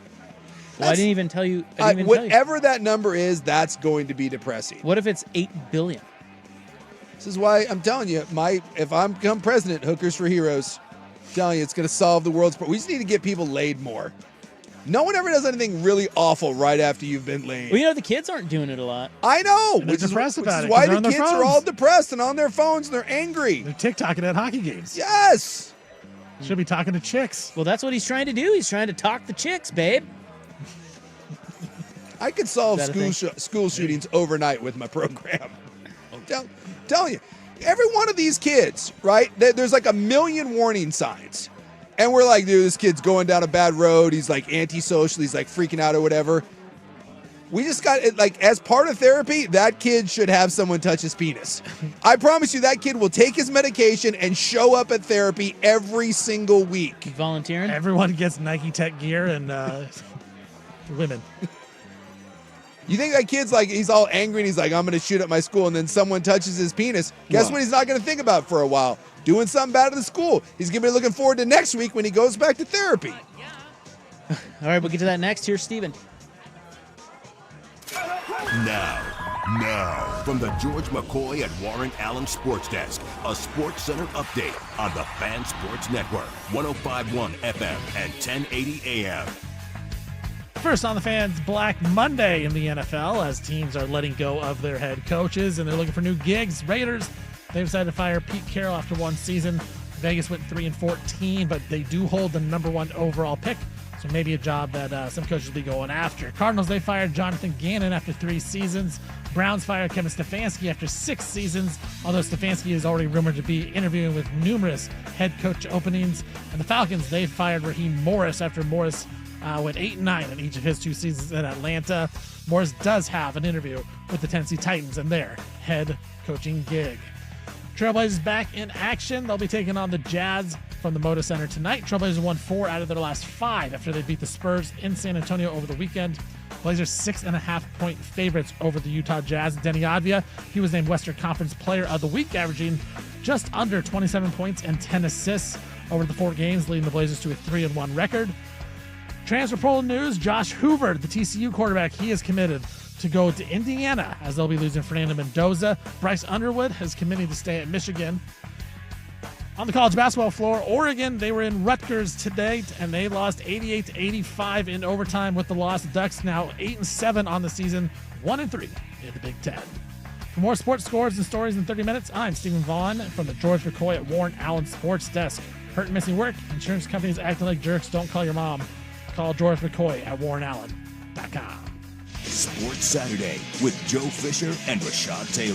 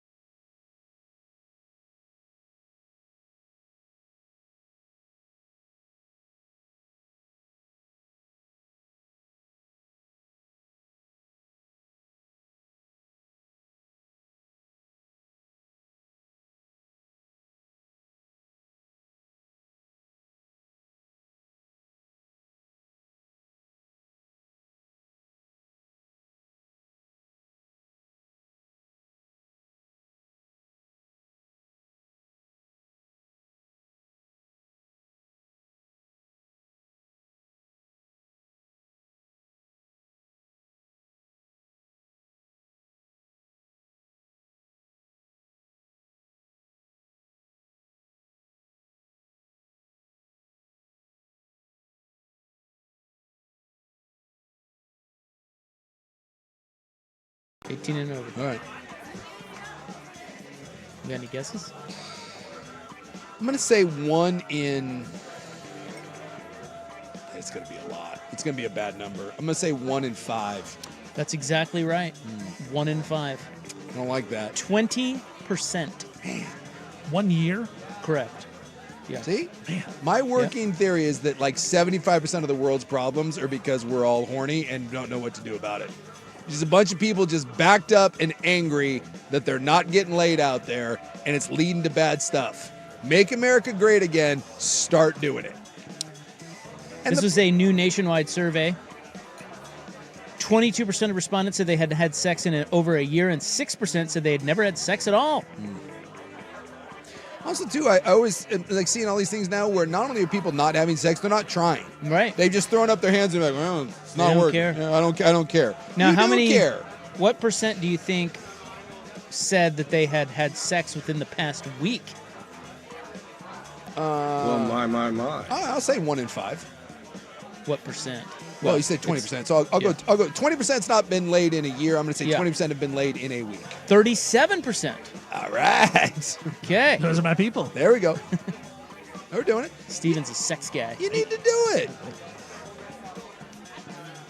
Researchers noted that the figure still dips below pre-pandemic levels. The sex recession has not eased. Now, when people were asked why their sex lives had slowed down, the answers reflected the state of modern adulthood. 36% said they had no one to sleep with. Low libido was 30%. Financial stress wore down 24%. Workload pressure affected 19%. And mental fatigue hit 25%. Aren't all of those things helped by having sex, though? Again, after you have sex, you feel better. You just do. So if you're depressed and you're stressed and all, get laid. Find a way. Well, the only one you can't solve is just not having a partner. Yeah, you can solve it. You may have to lower some standards. You've seen dudes out there. There's some guys that are, it's unattainable. No, see, the problem is it's unattainable because they all think they deserve Sydney Sweeney. In reality, we got to start recalibrating. Like, well, she's a pig. Have you looked in the mirror? Maybe you're not exactly Brad Pitt. Then they're just watching her movie for an hour. Exactly. Start low, and that's the thing is like we're reaching a point now where once the AI hooker bots come, we're done. We're finished. Because then every guy thinks that's what he deserves. The 10 that does whatever the hell he wants whenever he says it. It's not gonna. Wait, that's not how it works? That's not how it works. Yeah. My wife never wants to have sex with me. Have you tried being nice to her? You tried, I don't know, talking to her. Have you tried losing 30 pounds? I think talking to her is the problem. A lot of That's these a guys, loser, yeah. These guys are, they can't talk to a woman. Yeah. That's part of the problem. Yeah. And then she's like, ew. And then you go online. Yeah. Well, I feel like I spend a lot of time at bars, unfortunately. I love bars, right? It's not unfortunately. I love going to bars. You belly up at a bar, it's a great American pastime. The amount of times that I see women that are clearly at a bar to meet someone, like you can spot it. She's dressed up. She's sitting at the end of the bar by herself. I've even seen that woman trying to chat up people. And the amount of just awkward, not knowing or refusing to approach, it's shocking to me that you'll see guys and they're just sitting there and that guy's there by himself. And you're like, look, you're lonely and horny. You're clearly lonely and horny. And you're around alcohol. Let's make a deal here. Let's Monty Hall this thing. And yet neither side will. Yeah. You need your own bar. That's the thing. You need the bar to set these people up. I'm going to start my own bar, and it's just that's just going to be. Like everyone knows they go to Sook's bar. You go to Sook's bar. You know what you're there for.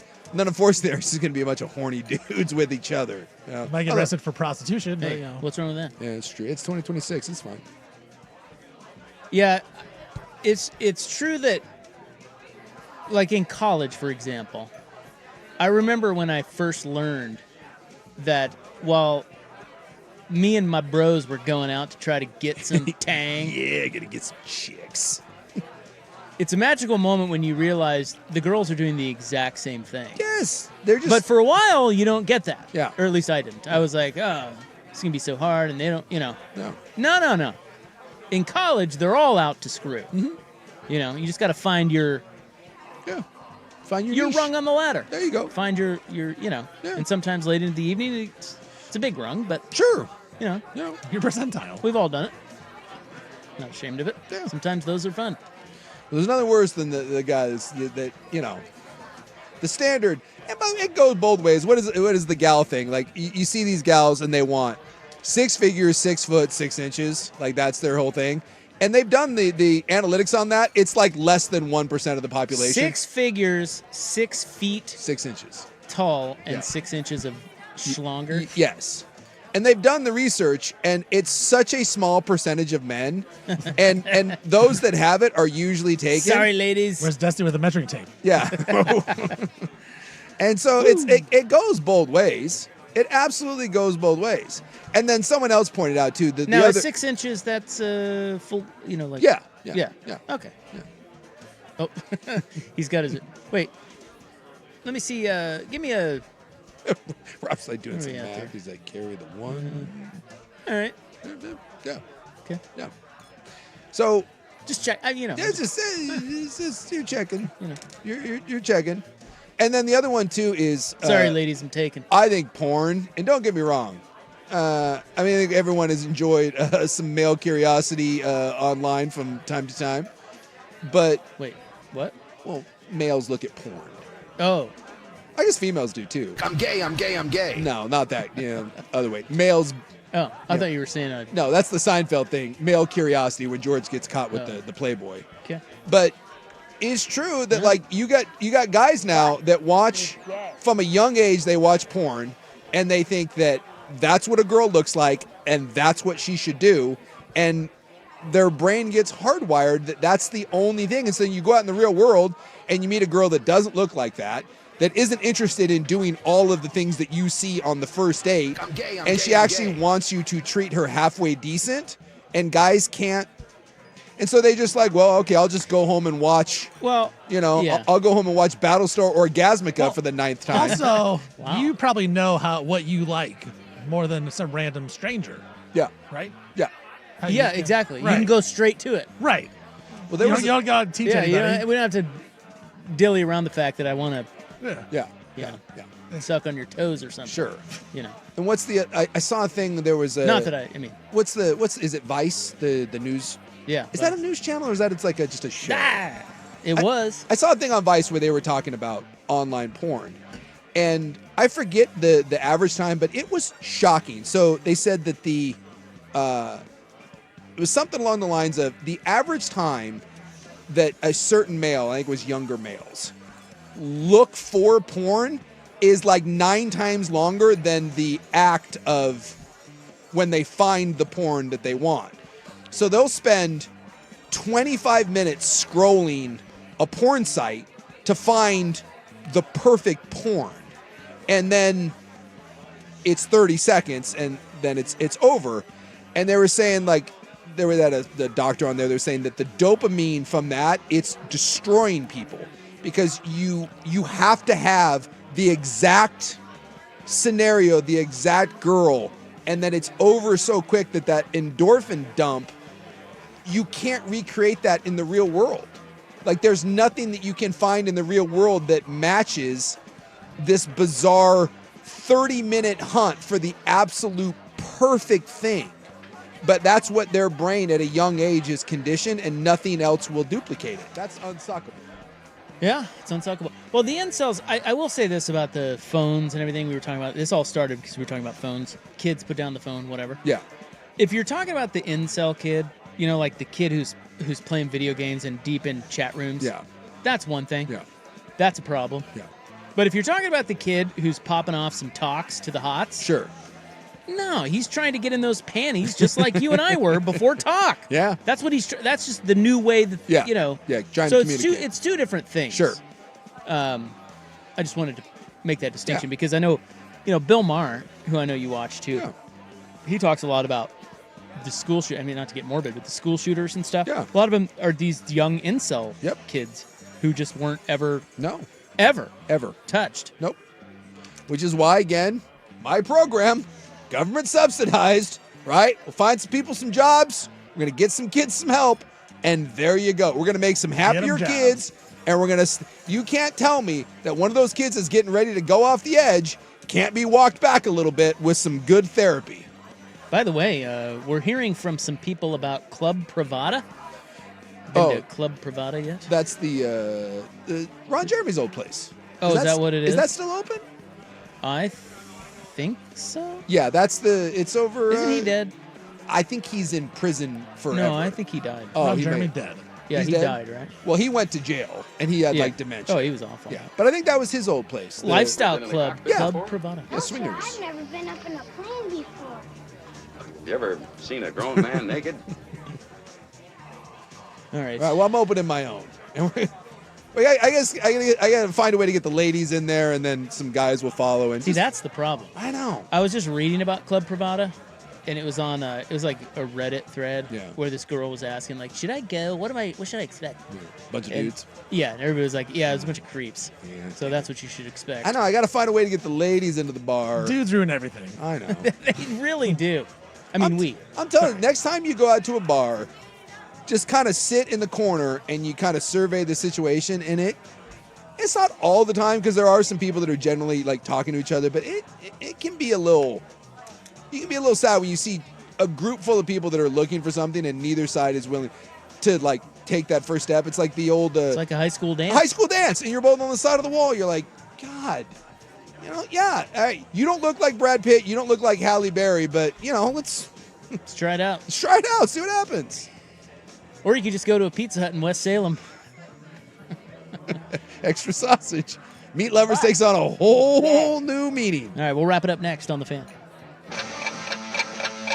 This is the Countdown to Kickoff, brought to you by Legends Casino and Hotel. 3 days to kickoff. The Fan Sports Network is your home for every game of the college football playoff. 9:10 a.m. ESPN Portland, 105.1 FM, and 1080 a.m. The Fan. The Countdown to Kickoff, brought to you by Legends Casino and Hotel, within winning distance. This is the story of the one. As an HVAC technician, he and his digital multimeter are in high demand. So when a noisy office HVAC turns out to be a failing blower motor, he doesn't break a sweat. With Grainger's easy-to-use website and product information, he selects the product he needs to keep everything humming right along. Call 1-800-GRAINGER, click Grainger.com, or just stop by. Grainger, for the ones who get it done. This new year, get started on your next success with University of Maryland Global Campus.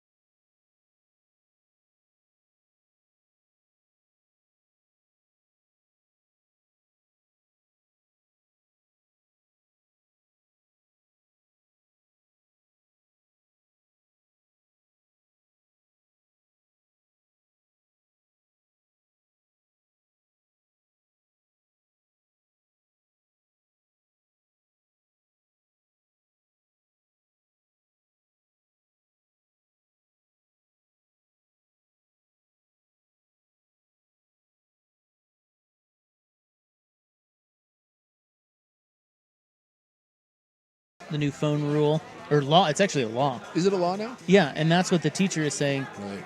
He's a high school teacher. He says phone policy is working. My opinion is because it is a state law, it takes the blame away from the individual enforcing the policy. Good. Not my fault. Just follow the rules. Yeah. Takes the power struggle out of the equation and makes the conversation very simple. Good. Yeah, I think that's right. Yeah. Seems right. Yeah, because you see those, and I always try to be careful when you see like a video and like that's not necessarily a systemic problem, but there are a bunch of those where you see the kid literally lose it on the teacher because they're trying to take the phone away. But the state law, I can't say I remember it being a state law. I thought it was just a school district policy that they went with. But well, I think for a while they said it's up to the district. Oh. But then I feel like Oregon swooped in and said, nope, we're going all. I don't know about Washington, but I think Oregon said, good. It's a whole state thing. I can't imagine. And by the way, Ron Jeremy alive. Yeah, right. He is not dead. He's all effed up, right? Yeah, I could have sworn he died. I thought he died like 10 years ago. He had. I know he was facing like a bunch of. So I thought he went to prison for like a bunch of sex crimes. And while he was in prison, I don't know if he had a stroke or he got beat up or whatever, but he's mentally like all checked out. Well, he has severe dementia. Oh, okay. And he didn't have a stroke or something? It doesn't say that he did, but he was. I think they moved him to a care facility. Yeah, a private residence. It says. Yeah. But he isn't. He is convicted of the sex crimes because he was charged with like I think a bunch of counts of rape and stuff. I mean, this is just stuff like I don't know why. Yeah, his wiki doesn't tell the whole. I don't know. Well, but he's alive. I could have. I would have bet my life that he was dead. Me too. He's a vegetable if he is. I know, but still, heart. That little black heart beats. That guy. Think about that. That guy is one of the probably 5 most famous porn stars of all time. Ugh. It's a different time back in the 70s. That Isn't guy. that weird? That guy. I unfortunately have seen some of his work. Old work, new work. Ew. Old work. Yeah, old Ron. You know, back in the day, like Ron Jeremy was like. Yeah, he was. It a big was deal. him and Peter. What? Or no, not Peter. What's the? Yeah, it was the John other guy. Holmes. John Holmes. Yeah. John Holmes. You always heard the tales. Well, John So you Holmes had was to- like he was like. I mean, that was like Boogie Nights. That's like what the whole myth was based around. But I remember when he opened that club, it was like a big deal. Remember, he like made the rounds and like was doing media, and it's like a big deal. Like, oh, Ron Jeremy's coming to town. It's pretty sad that a big deal with Ron Jeremy coming to town. Well, you know, we don't have a lot of celebrities. Billy Baldwin, or was it Billy Baldwin? Stephen, what Baldwin came here? He tried to. The same thing. He came here. He was like, I'm going to run Portland. Which one was it? It was Daniel. He's the lesser of the Baldwins. It was Daniel Baldwin. That guy. He was kind of fun. He came in studio a couple times. Thought a lot of himself. Nice guy.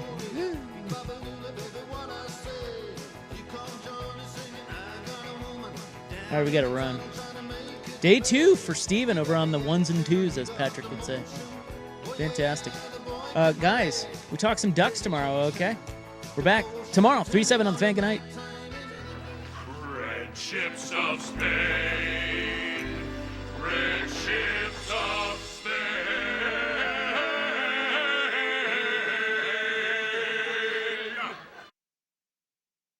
Texting enrolls you into recurring automated text messages. Consent not required to purchase. Message and data rates may apply.